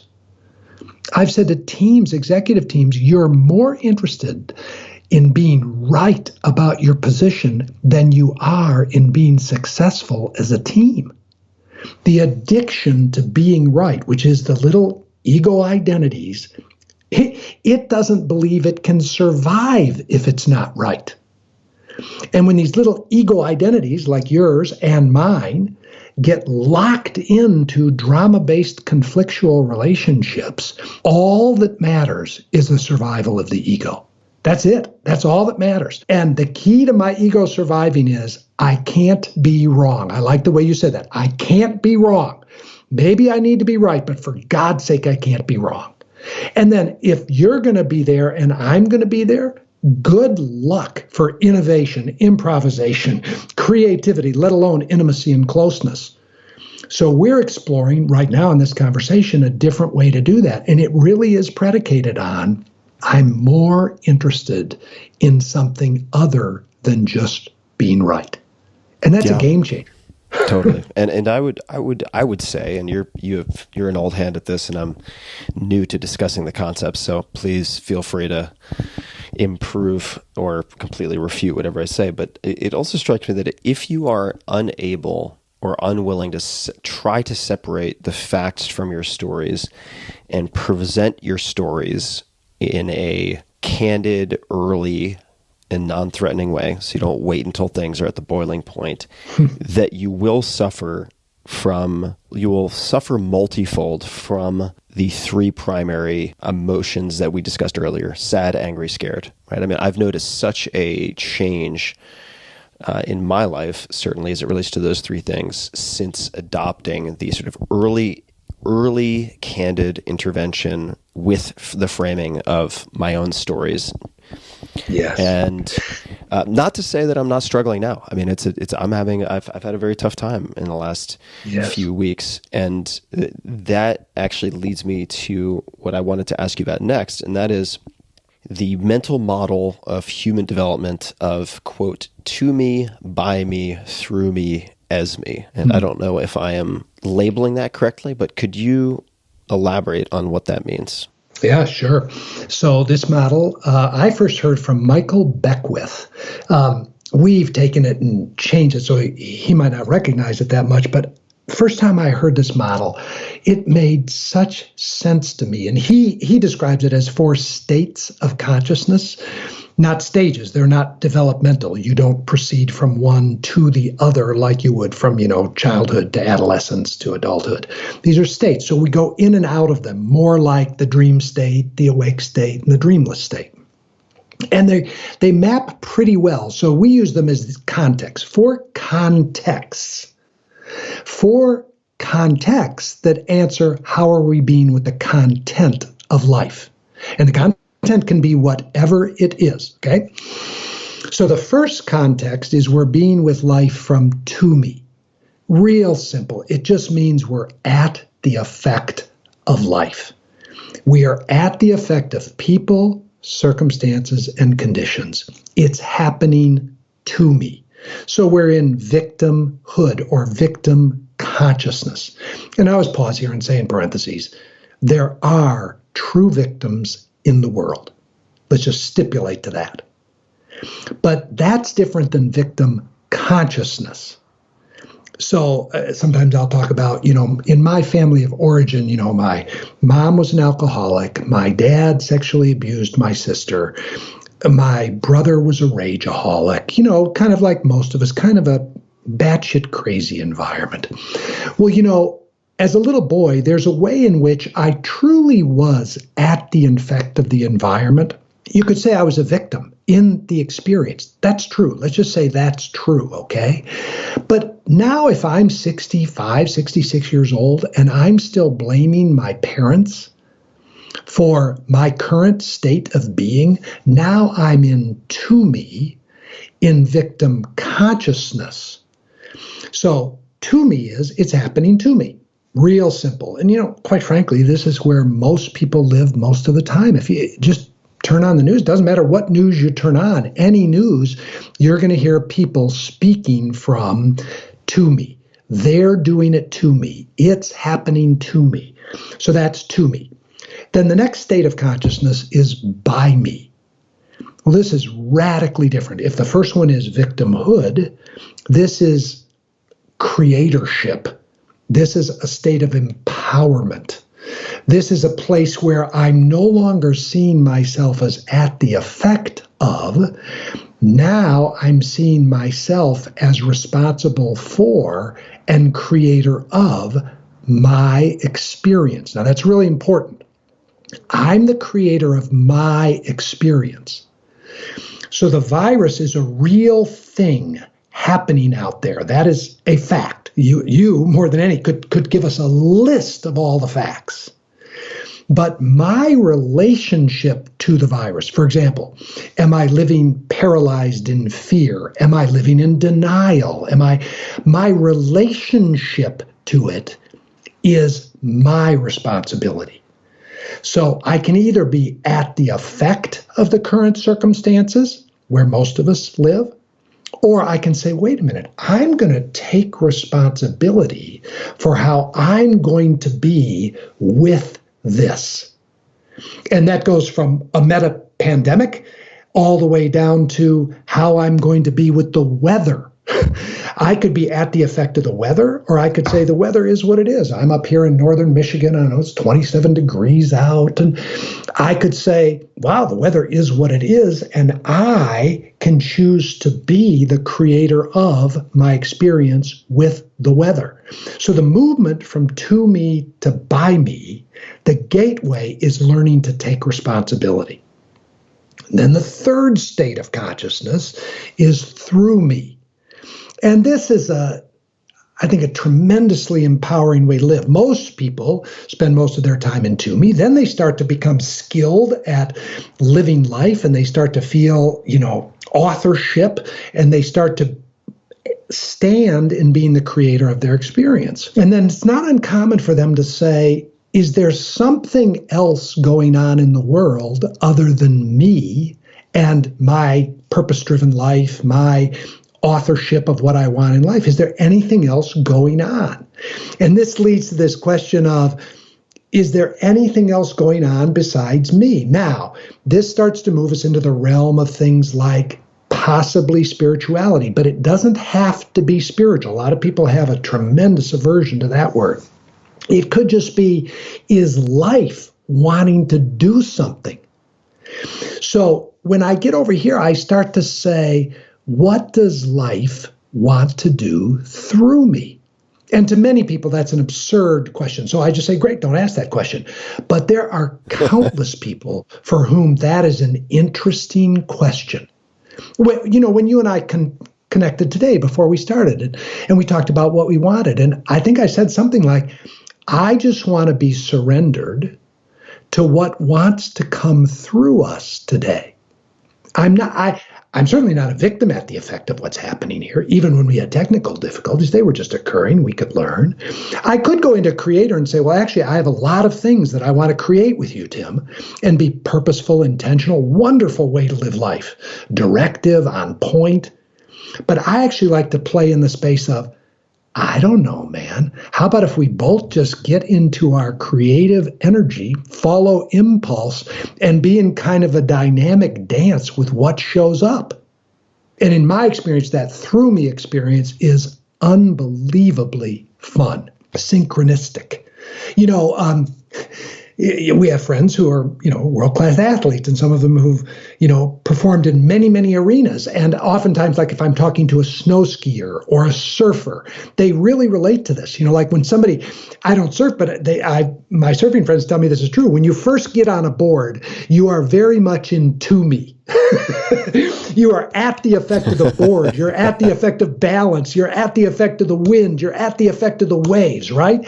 Your whole body is tense. You're rigid. You're efforting like crazy. To me is efforting like crazy. And when you fall off, you bitch, moan, and complain. The board's too long. The board's too heavy. Why did that win? Why did my teacher put me out? That's to me. Then somebody says, hey, there are actually some principles that govern surfing. And if you learn those principles and start taking responsibility for applying those principles, you're going to start to see that you can become the creator of your own experience. And then you can spend weeks, months, years mastering the by me state of surfing. But every person who's passionate about surfing that I've ever talked to said, they were getting really skilled. They could really master the principles. And then one day they forgot about all the principles. It was just them, their board, and the water. And they had an experience, and people, however they say this, that surfing was happening through me. Or musicians say, all of a sudden music was coming through me. Or people who innovate, they say, that idea, I just kind of let go and something came through me. So everybody's got a feel for this. Sometimes, it's kind of what flow state is like. I'll never forget being in Chicago. Michael Jordan makes 7 threes in a row or whatever, runs down the court, kind of throws up his hands, looks at the crowd, looks at the announcers like, even, I'd argue, the greatest basketball player ever played, arguable, but my story. This is happening through me. This is wild shit. I'm just showing up. So we've all had that experience. And to me, that's when leaders start dancing there, it's incredible what comes forward into the world.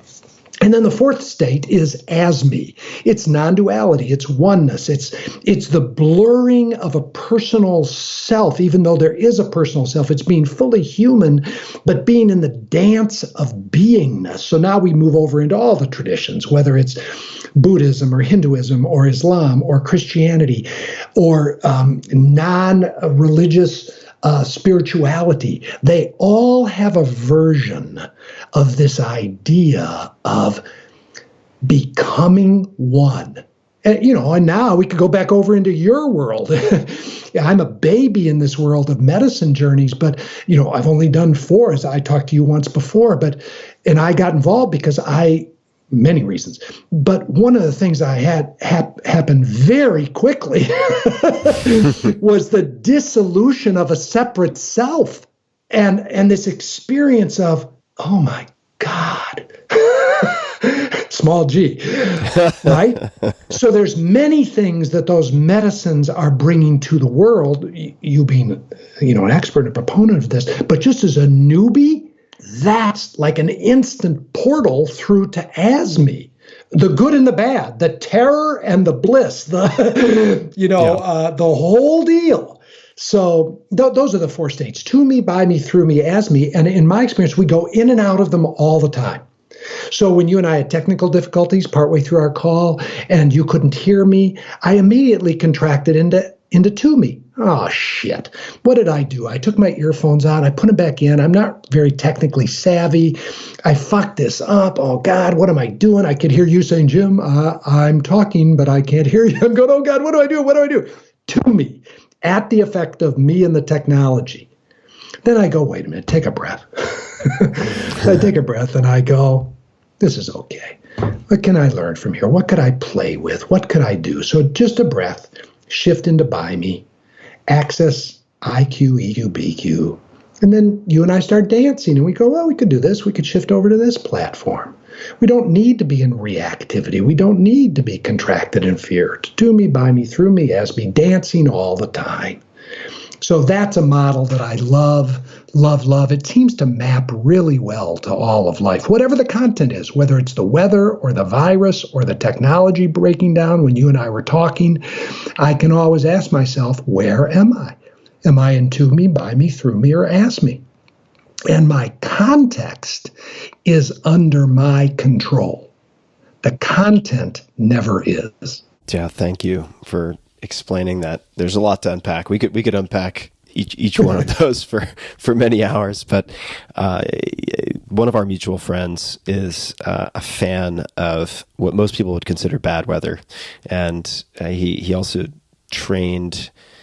Trained sounds too much like a dog in a kennel, but he sort of has cultivated this belief in his kids. And I can't recall the proper attribution of this quote, but there's no such thing as bad weather, just inappropriate clothing, and they really celebrate what most people would complain about. And just as a quick aside, I was going for a hike with my girlfriend and my dog recently, just a very very basic neighborhood hike, nothing too alpine. And we got caught in this torrential downpour.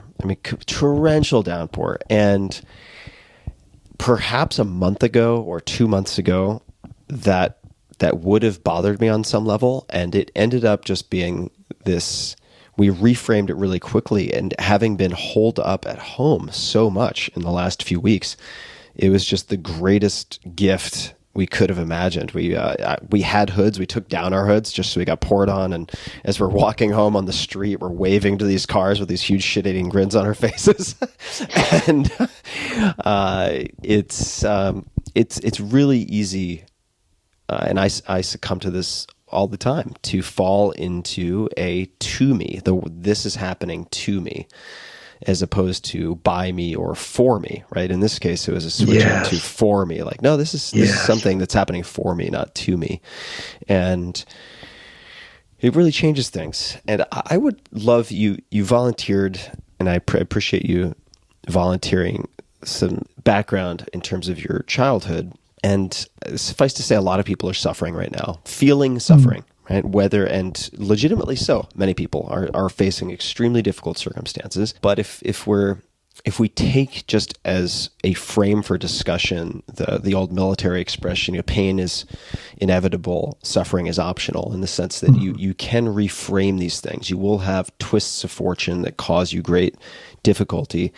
I would love to visit perhaps a difficult time in your life. And I've heard you describe this, and I won't say much more, but as the descent to the ashes. Could you talk about where that comes from and your own descent to the ashes and how you got through that? Yeah, happily.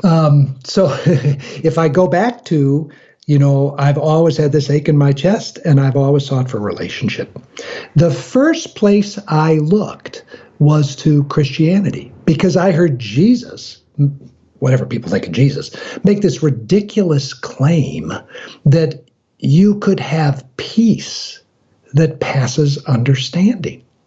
And then the version of Christianity that I got involved in had a simple, now I would say greatly oversimplified, process by which you could do that.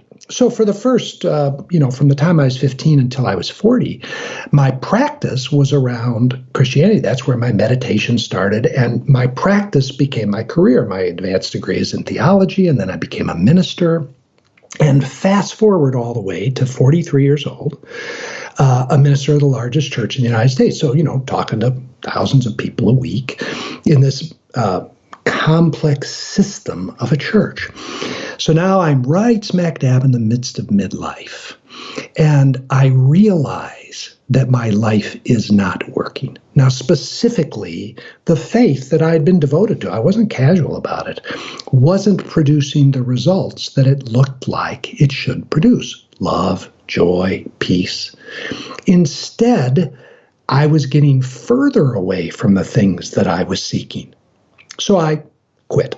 In that world, kind of near the pinnacle of my career path, if you will. I'd climbed the ladder, right? Literally, and found the ladder leaning against the wrong wall. So I quit. And I started this journey. To find, same thing, relief, peace, and what are relationships like. And that journey took me to some of these teachers that we're talking about. And then, like I said, once I found these teachers, I came back and brought it to people. I'd become a private practice counselor at that point. And another friend of mine and I started men's groups, largely I was just giving to others what I needed for myself, men in midlife, figuring out what the hell does it mean to be a fully alive human? And so we started doing, all the stuff that men would do. We would go into the woods and we would, beat drums and do all that stuff with the men's movement in the 70s and 80s, which I think there was a lot of beauty to that. It paralleled the women's movement. And it got messy. And this church that I'd been a part of, which again was the largest church in the United States, was still selling tapes that talks I'd given all over the world. And they got wind that out in the woods, we'd have men move their anger. So they'd yell, shit, hell, damn, fuck, and they'd, beat a bag. And we'd all talk about the shame that we carry in our body, things that were done to our body, radical cutting edge stuff, which I think was incredibly transformational for people. The church got wind of this and they said, you can't do that. And I hadn't gone there for several years, but this was kind of one path. Then on another path, I was in this relationship with my first wife that I had managed to royally screw up. We both did, but I take my 100% responsibility for creating a really marginal relationship and creating lots of suffering for me and for her. Well, one of the decisions I made was at that point, I decided that I was going to enter into a relationship with Debbie, my current wife, while I was still in my marriage. Okay, that was a big decision. At that point, I'd, only had sex with one person. I thought the moment I get into relationship with Debbie, my life as I know it is over. Because my life had been about being a person of integrity and a good person and stuff like that. And this gets to the descent of the ashes. I had built a life largely constructed out of identities or personas that wasn't aligned with my true self. Now, since I've walked a lot of people through this, and I said, you don't have to burn the house down. You can course correct, and you can do it gently. But I burnt the house down. So Debbie and I were in relationship. We stopped being in relationship. I told my entire world that I'd had a relationship with Debbie, including my wife and my kids. And then a few months later, decided to end my marriage. So here's what the descent of the ashes looked like. I moved out of my house, didn't have a lot of money, moved into my office. I was living in my office, counseling people during the day. And then at the same time, this church decided to publicly disavow. So it ends, the culmination of this descent of the ashes is a front page article in the Chicago paper saying the name of the church disavows former minister. And it talks about what we were doing with these guys and the transformation that was occurring.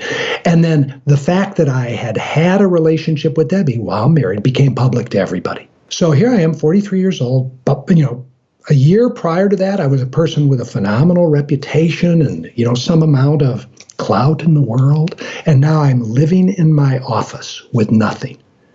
Most of the men who had been working with us left for legitimate reason because I'd been out of integrity with them. So now my life has just descended down to nothing. And it was from there that I started to put a new life back together bit by bit by bit, with a certain set of gating criteria, like, is this authentic? That's when I decided I would never keep another secret as long as I live. Now, I differentiate. There's private stuff, but I've kept lots of secrets as a minister. In order to be good and fit in, I didn't tell all the truth about who I was. And so I decided I wasn't going to keep any secrets. I have private stuff in my life, but nothing that's shame-based. So I say to people all the time, you can take this and put it on the front of the New York Times. It's just my story of the story that bears my name. So that was the descent to the ashes. And I say that of use to the people that, are part of your tribe, is a lot of people get to a point in their life where they go, this isn't working. Like this marriage isn't working, or this family isn't working, or this career isn't working, or this identity isn't working. Now, what do I do? And in my experience, a lot of what I want to offer to the world is there are ways that we can reformat back to something that is more congruent and authentic, liberating and powerful, without needing to blow up our lives or blow up. I talk to people all the time. There are good divorces and bad divorces. Bad divorces are sourced in blame and criticism. There's innocent collateral damage, and basically third parties get all your money. In good ending of relationship, there's not a lot of blame and criticism. There's responsibility where I get my learnings. Because I take responsibility, I'm not eviscerating my partner consciously or unconsciously in front of my children, so the collateral damage lessens. And we don't try to beat the shit out of each other through the court systems, therefore dissipating all of our money and energy. So there's ways to navigate these things. And I'm grateful. I kind of, like I said, I blew my life up. I don't recommend that. There are a lot of people who still need to blow their life up. And then how to put back together a life that aligns with the truth of who we are, which is a big idea of what I'm up to in my life. So I don't know whether that's exactly what you were looking for, but that's a little bit about what I mean by descent to the ashes. Oh, it is. It definitely is. And I want to ask a few follow-up questions. So the first is more of a, I suppose, academic note of interest, and that is that the descent to the ashes, that phrase is from the hero's journey, is it not? Yes, it is. Yep. So Joseph Campbell, for those yes. who are interested in exploring that. And that implies, the reason I bring that up, is that this is a common chapter in life for many people, or a common experience, the descent to the ashes, so much so that it's in the hero's journey, the story of the hero of 1,000 faces. And I would be curious to know, when you are talking someone through their own descent to the ashes, whether they've blown their life up or not. Maybe they've attempted to course correct, but they feel as though they are currently in the descent to the ashes. What are questions that you encourage them to ask, or what do you suggest that they do? And I know it's very context dependent. There are a million different iterations, but are there any examples you could give, or samples? Yeah. Okay, so there's a whole set of conversations I like to have. Let's just take a couple. One of them is, in the process, I like to ask people, what do you want? And what do you really want? Not as a casual question, but as a question for them to go sit in, not figure out. So again, Katie used to teach us about wonder questions. Wonder questions are questions that are so big you live in the question. Figure it out questions are things you can figure out with the skill of your mind or by doing some Googling. So one of the things I like to do early on in the process is to say to somebody, I want you to go for a walk. I want you to go sit. I want you to just live in the question, what do I want? That's the first one. But the more important one is, what do I really want? If I were free to want what I want, parentheses, most people aren't. I say to them all the time, your wanter got broken when you were a little kid. So we got to get your wanter back online. And then, what do you want? Very Dr. Seuss. Isn't it true? Now, some people have a really active wanter and they terrorize their world with their narcissistic entitlement. I'm not talking about that. But a lot of people, if we go back to, they took on a role as a little kid. Like I took on the role in my family of being the savior, the reliever of suffering, the all-white knight because of the shit show that was going on. Well, I took that role on, and then I just developed a career based on the role. I never got to ask, what do I really want? So people aren't free to ask what they really want because they took on a role, or they took on obligation, or they're living somebody else's dream. So when you get to this conversation, one of the great questions is, what do you want? What do you really want? Another question I ask people all the time, and this is another big question, what are you willing to put at risk for full aliveness? I love that question. That's a great question. Could you, please say more. Well, first of all, it doesn't mean that you have to put it at risk. I just say, if all of a sudden you decided that aliveness, because usually when people get to where I got to, their aliveness has been greatly stunted. I wasn't alive in my marriage. I didn't know how to be. I wasn't alive in my career. I wasn't alive there was modicums of aliveness. I looked alive, but I wasn't fully alive. So what I've experienced over the years is, and this is true today now, I'm still in the question, what am I willing to put at risk for my full aliveness? So let's go back to candor so we don't introduce a whole lot of new threads.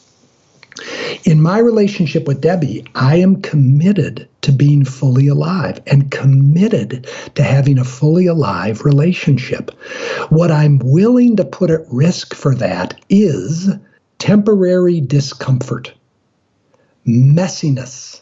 I'm willing to put my happiness and her happiness at risk for the moment. I'm willing to enter into what Scott Peck called, I love this, the tunnel of chaos. Remember, his model was great. You go from pseudo-community. What was the name again? Scott Peck. Scott Peck. Yeah, that's what is this? The way of the peaceful word? No, why am I missing? Yeah, I remember People of the Lie was one of his books. We can find it. Yeah, I'll and find him. He's got another one of these great models that I stole. You go from pseudo-community, which all of us have. We tend to drift towards pseudo-community. Then we tell the truth. Either intentionally, accidentally, skillfully, unskillfully, and then we go into the tunnel of chaos. And then if we value learning, we come out on the other side in authentic community. And in my experience in relationships, whether it's a high-performing team at work or, a group of teachers in an educational institution or community activists on the west side of Chicago, the tendency is to be in pseudo-community. What do you mean by pseudo community? What would be an example of that? What pseudo community is, we're prioritizing niceness and civility over authenticity. Got it. We're pretending rather than being real, because we know that if we got authentic or we got real, things would get messy, and we don't trust ourselves and each other enough to go through the mess and get to authentic community on the other side. By the way, here's what's wild. Once you get to authentic community, it feels so good.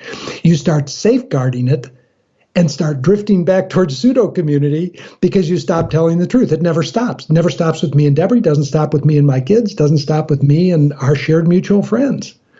So a second question is, what are you willing to put at risk for your full aliveness? Are you willing to put your financial security at risk for full aliveness?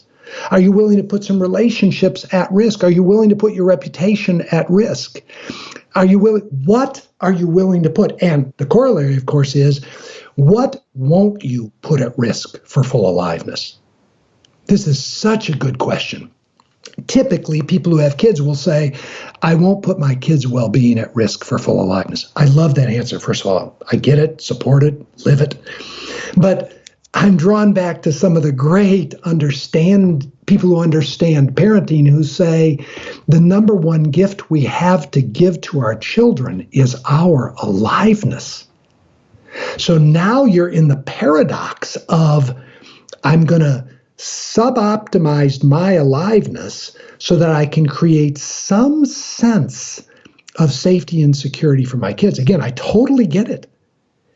But what my kids catch in the air or through the water is that sub-optimized aliveness is the way to live life. So it's just a tension that I want to take somebody through. What are you going to do with that tension?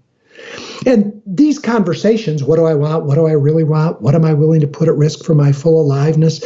These occur both in meaningful, maximal ways when we're at the precipice of the descent to the ashes. But these are conversations, in my experience, that occur every day. What do I want? What do I really want? What am I willing to put at risk for my full aliveness? And then the third thing, and there are many, but the third thing, we want to do an integrity inventory. Because we define integrity as just energy. It's just aliveness. It's not moral or ethical. It's just, am I whole? From the word integer, am I whole? Am I energetically whole and alive? And integrity breaches are anything that interrupt my aliveness, my wholeness. So again, I got from Katie Hendricks the 4 pillars of integrity from Gay and Katie. And so whenever I'm walking people through this, I want to have them check the 4 pillars. And those are, do they have any unsaids? So we've talked about candor. Do they have any unkeps? Do they have any agreements they haven't kept? Because any place where you've made an agreement and aren't keeping it, it's an integrity breach. And it's not a moral thing. It's just you're losing energy. Do they have any unsaids, any unkeps, any unowned? This is any place where they're still blaming somebody else rather than owning their life. And do they have any unfelts, any feelings they haven't felt? So in my work, I had to go back and feel feelings about my childhood. By the way, once you commit to do this, it can be done quite rapidly and quite efficiently. There are technologies for this. That once I was willing to feel things, say things, own things, and agree to things, integrity came back online. And I had serious integrity breaches. So that's another big one. What is your current integrity inventory? Because if you're going to build the life that gives you full aliveness, it's going to be rooted in integrity. And we could have a wonderful conversation around what all that means. But those would be 3 things I look at with people when they're exploring either mini shifts at midlife or the big ones. Wow. I feel like we could do an entire separate podcast episode on this integrity inventory, which if you're open to, we can talk about. No pressure. But that I think could be a very fun and also selfishly helpful practice for me. Scott Peck, side note, I was struggling to find the other book title. The Road Less Traveled is the other book. Yes.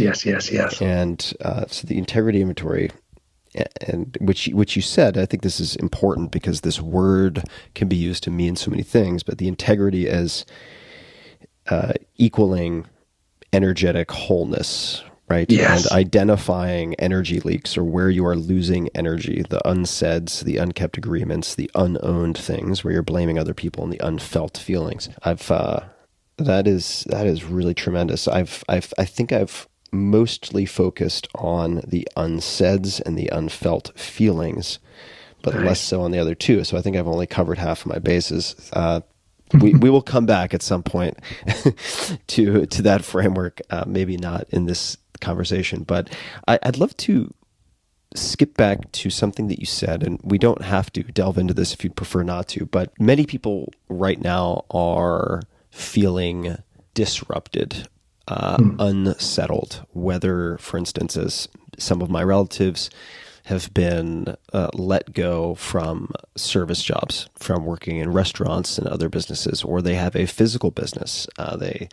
They are mechanics, for instance, or any number of other things. There are dozens of examples, probably hundreds of examples I could give. And in some cases, they've been forced into a position of questioning what they can do or what they want to do. And then I think many people right now also in a period of crisis are reflecting on these things and asking themselves some of these questions. Maybe they are trying to figure them out and not sit with them. And I'd like to actually hear you describe what that means. But you mentioned very briefly from 15 to 40, and then at 43, I quit. I feel like there's more to that story. It seems to me that must have been difficult. Could you speak to that point in time? Because I think it'll transfer to many people's situations. You have this identity that is wrapped up in what you've been doing for a very long time. You have a belief structure that, at least at some point, was identified with this particular faith, this particular path. You have some level of being recognized by a community as credible, as competent in this path. How did you end up quitting? Was it a flash moment of realization and then very quick action? Was it agonizing over it for months or years? I mean, what did that look like, and how did you finally decide to shift gears and to walk? And I just want to highlight to people that this is not, for me, this is not a question that is religious specific or religion specific. It's that is a huge That is a huge lane shift. So if you could speak to that, if you're willing to, I would love to hear more. Yeah, sure. So the dissatisfaction that was growing over time. As I think these kinds of shifts, it is rarely truly sudden. Usually there are the beginnings of it. And there were the beginnings of this. So again, if we go back to my big idea, I was driven by a desire for peace, and I was driven by a desire for authentic relationship. And as I continued on both my professional journey and my spiritual journey, I wasn't seeing more peace.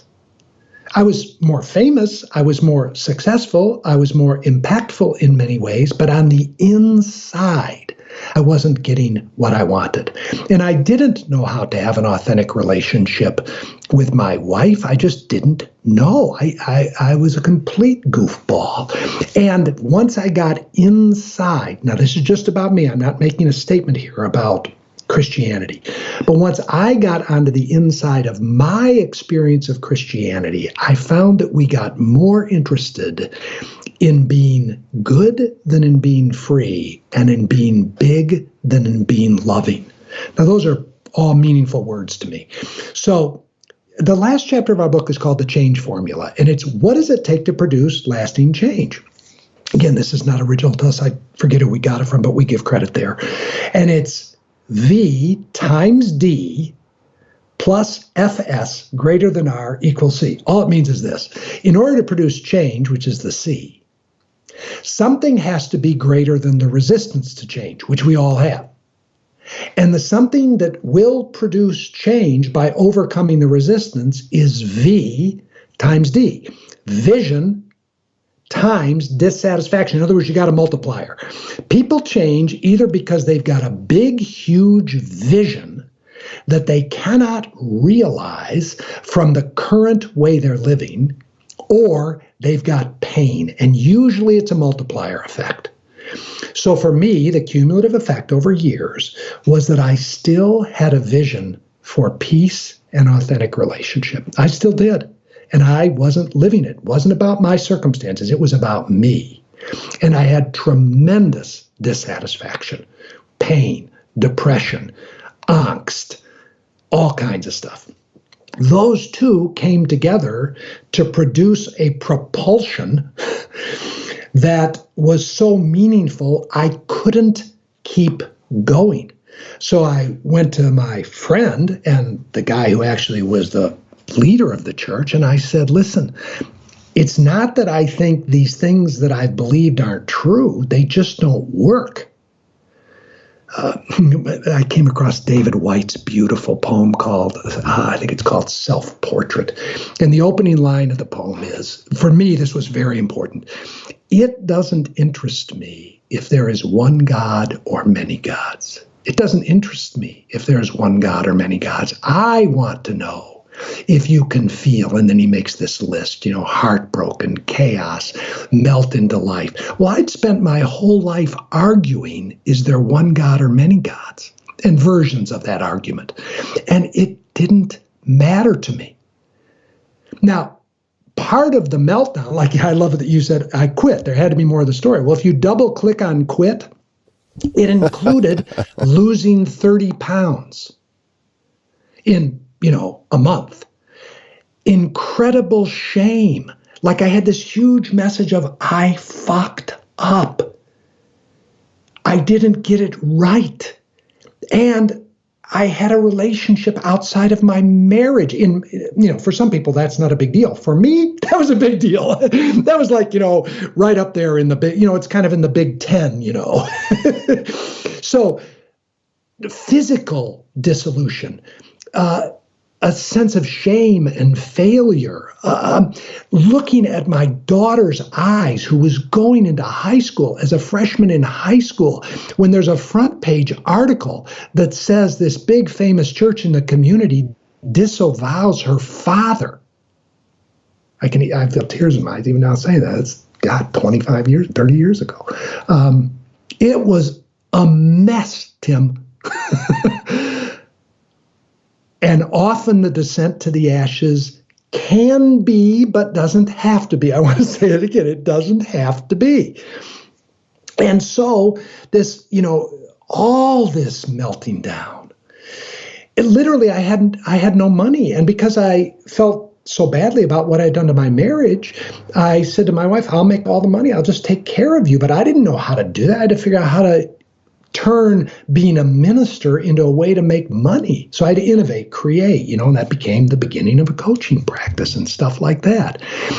All the while, there were these little, we're up here in northern Michigan, like I said, it's cold, and you sit where you stand outside, and Debbie looked down at the ground, and there was this little white flower coming through, and Deb loves to garden, and she just got into her bliss space, as the beginning of spring starts to come through the ground. All the while, there was the beginning. If nothing else is, I didn't have to pretend anymore. So many of us destroy our aliveness through pretending. I wasn't going to pretend. And then slowly but surely, life started to come back, including eventually getting back with Debbie and creating this great relationship. And I got a great relationship with my kids, and I'm doing what I was put on the planet to do. And I'm still kind of a monk. I was joking with you, like I don't do social media, and I live kind of like a monk up here. And I'm still kind of that way, but it's just much more aliveness. So yes, there was more to it than just I quit. And there usually is with a person. There's more to the story. Yeah. Thank you so much for sharing that. I'm very grateful that you were willing to share that. I think that's going to really impact a lot of people who are listening. I was certainly listening very closely, and holy shit, that sounds extremely difficult and painful and terrifying, and I can see where the blame and the self-flagellation would also be intense. And we all fuck up, right? We all fuck up in our own ways, and I appreciate you being so transparent with describing it. And there's part of me that feels like this is a great place to wrap up, and then there's part of me that feels like we should probably have an off-ramp of a few minutes from that. But I do think that will speak to a lot of people. And what else? I've been asking questions the entire conversation. Are there any other topics, let's just say in the remaining 5 or 10 minutes, or questions that you'd like to explore? Does anything come to mind? Yeah, two things come to mind. I just want to say, first of all, I'm grateful that the story that bears my name, this journey, could be of service, maybe to you in this moment, maybe to some others. I'm grateful for that. That's part of the beauty of grace in a non-religious term, just grace, that what I once called a cosmic fuck up. And by the way, I not only judge myself that way, remember, I had God in the picture. So I had God judging me as a cosmic fuck up. Part of grace is that those things can be made of service. I think that's beautiful. I say that to leaders all the time, when in the privacy of intimate conversations, we're revealing what's really true, and to say, God, what you're, wanting to hide and run from right now, we can be gentle with all that and take all the time we need. And the possibility is that it could someday be of tremendous service to you, to your family, to the world. That's kind of the way I tend to see life. One thing comes up for me. I mentioned it in passing, but I want to tie it back here. I like what Hale Dwoskin, the teacher of the Sedona method, you can put that in your show notes, whatever you call those. One of the things I got from Hale was that our identities are always seeking for things and I mentioned them: approval, control, security, and oneness. They're self-evident. What I was doing up until I was 43 years old is I was largely outsourcing approval, control, security, and oneness. So I would feel approved of when I gave a talk to, thousands of people or large crowds. And afterwards, everybody would come up and say, that was great. That was great. That really helped me. That was meaningful. And then one person would say, I disagree with that. That wasn't your best talk. And because I was outsourcing approval, I would ruminate on that one comment for a day. So It's a good thing you're not on social media. Stay off of social media. Yeah, right. Well, yes. Although someday I might plug back into social media to see if I've stabilized approval on the inside, because that's the big idea. The big movement as we mature, just mature as human beings, let alone become more conscious, is can I start to source approval from the inside? Can I stabilize a sense of okayness on the inside? And now you can tell me you didn't like that, or I imagine there could be people who really don't like some of the stuff I've said today. And I can let you say what you say, believe what you believe, have the story you have, and not lose my shit. Because I'm stabilized in a sense of approval that comes from the inside. And I'm not just talking about self-approval here. I'm actually talking about resting in a field of acceptance. So it's stable. I was trying to get security from the outside. And, literally money from the outside would be my security. If I had money, then I was secure, but it could be safety from the outside. This is a big thing of what's coming up right now in our world.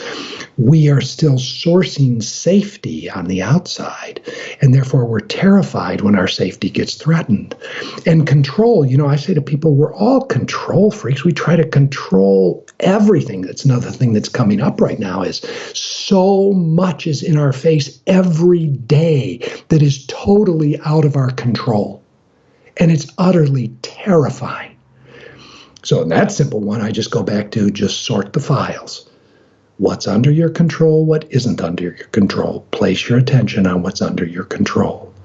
So again, I come back to, as people do this journey toward being a more awake, alive, empowered human, part of it is doing practices that allow us to get a sense of approval, control, security, and oneness or connection on the inside.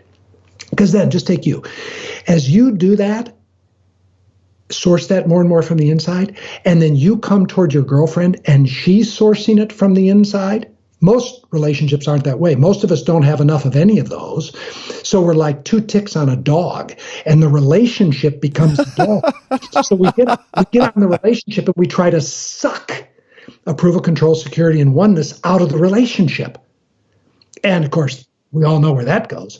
But if you come towards her as a relatively filled up person and say, hey, listen, I'm pretty damn filled up, and so I have energy to give to the relationship, and she comes the same way, now it's not like two ticks on a dog. It's like two people dancing a dance that is quite powerful. And that's the difference between a codependent and a co-committed relationship. Codependent, two ticks on a dog.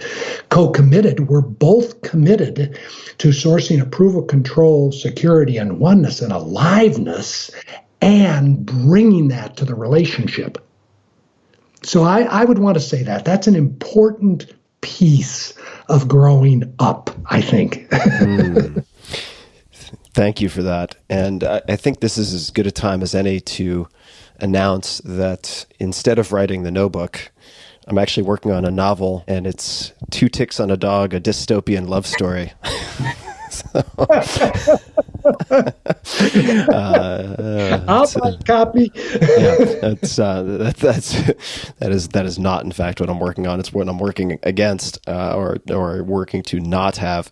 But Jim, this has been so much fun for me, and I really appreciate you taking the time. I hope we get to continue the conversation at some point.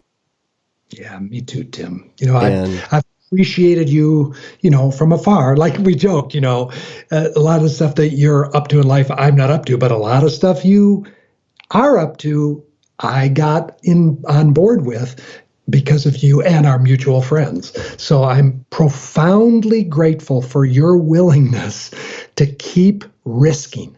That's one of the stories I make up about you. You're willing to keep risking.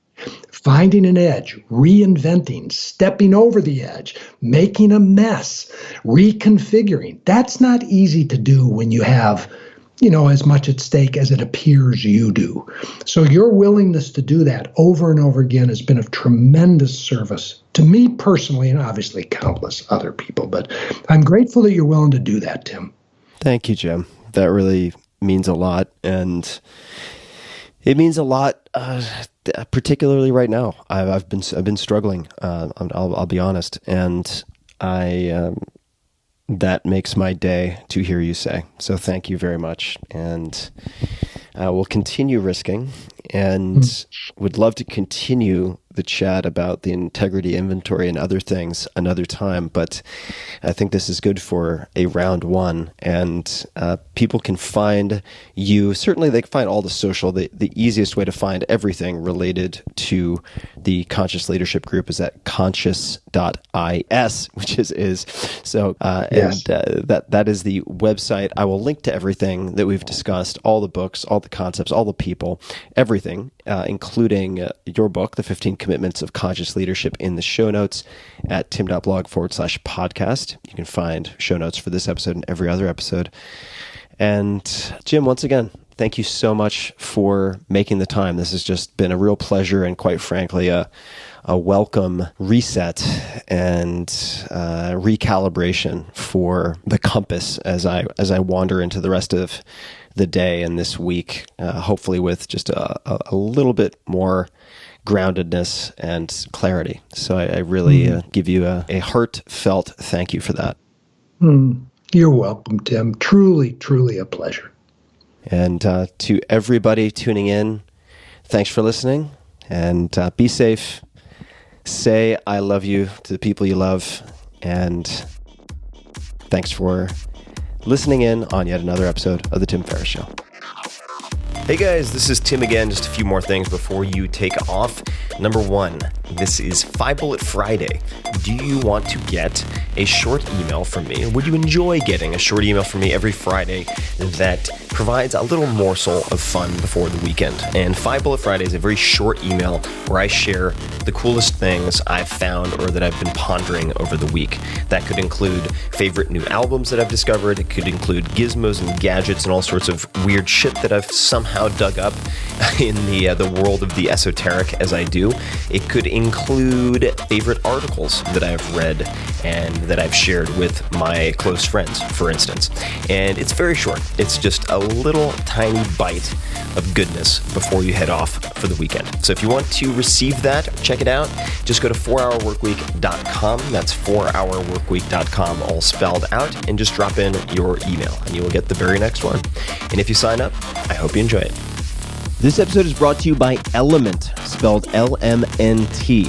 What on earth is Element? It is a delicious, sugar-free electrolyte drink mix. I've stocked up on boxes and boxes of this. It was one of the first things that I bought when I saw COVID coming down the pike, and I usually use 1 to 2 per day. Element is formulated to help anyone with their electrolyte needs and perfectly suited to folks following a keto, low-carb, or paleo diet. Or if you drink a ton of water and you might not have the right balance, that's often when I drink it, or if you're doing any type of endurance exercise, mountain biking, etc., another application. If you've ever struggled to feel good on keto, low carb, or paleo, it's most likely because even if you're consciously consuming electrolytes, you're just not getting enough. And it relates to a bunch of stuff like a hormone called aldosterone, blah, blah, blah, when insulin is low. But suffice to say, this is where Element, again spelled LMNT, can help. My favorite flavor by far is citrus salt, which, as a side note, you can also use to make a kick-ass no-sugar margarita. But for special occasions, obviously. You're probably already familiar with one of the names behind it, Robb Wolf, R-O-B-B, Robb Wolf, who is a former research biochemist and 2-time New York Times bestselling author of The Paleo Solution and Wired to Eat. Robb created Element by scratching his own itch. That's how it got started. His Brazilian jiu-jitsu coaches turned him on to electrolytes as a performance enhancer. Things clicked, and bam, company was born. So if you're on a low-carb diet or fasting, electrolytes play a key role in relieving hunger, cramps, headaches, tiredness, and dizziness. Sugar, artificial ingredients, coloring, all that's garbage, unneeded. There's none of that in Element. And a lot of names you might recognize are already using Element. It was recommended to be by one of my favorite athlete friends. 3 Navy SEAL teams as prescribed by their Master Chief, Marine units, FBI sniper teams, at least 5 NFL teams who have subscriptions, They are the exclusive hydration partner to Team USA weightlifting, and on and on. You can try it risk-free. If you don't like it, Element will give you your money back, no questions asked. They have extremely low return rates. So again, Element, LMNT, came up with a very special offer for you guys. They've created Tim's Club. Just go to drinkelement.com/Tim, select subscribe and save, and use promo code Tim's Club to get the 30 count box of Element for only $36. This will be valid for the lifetime of the subscription, and you can pause at any time. So again, check it out. It's drinklmnt.com/Tim for this exclusive offer using promo code Tim's Club. One more time, drinklmnt Element. So drinklmnt.com/Tim and promo code Tim's Club. Check it out.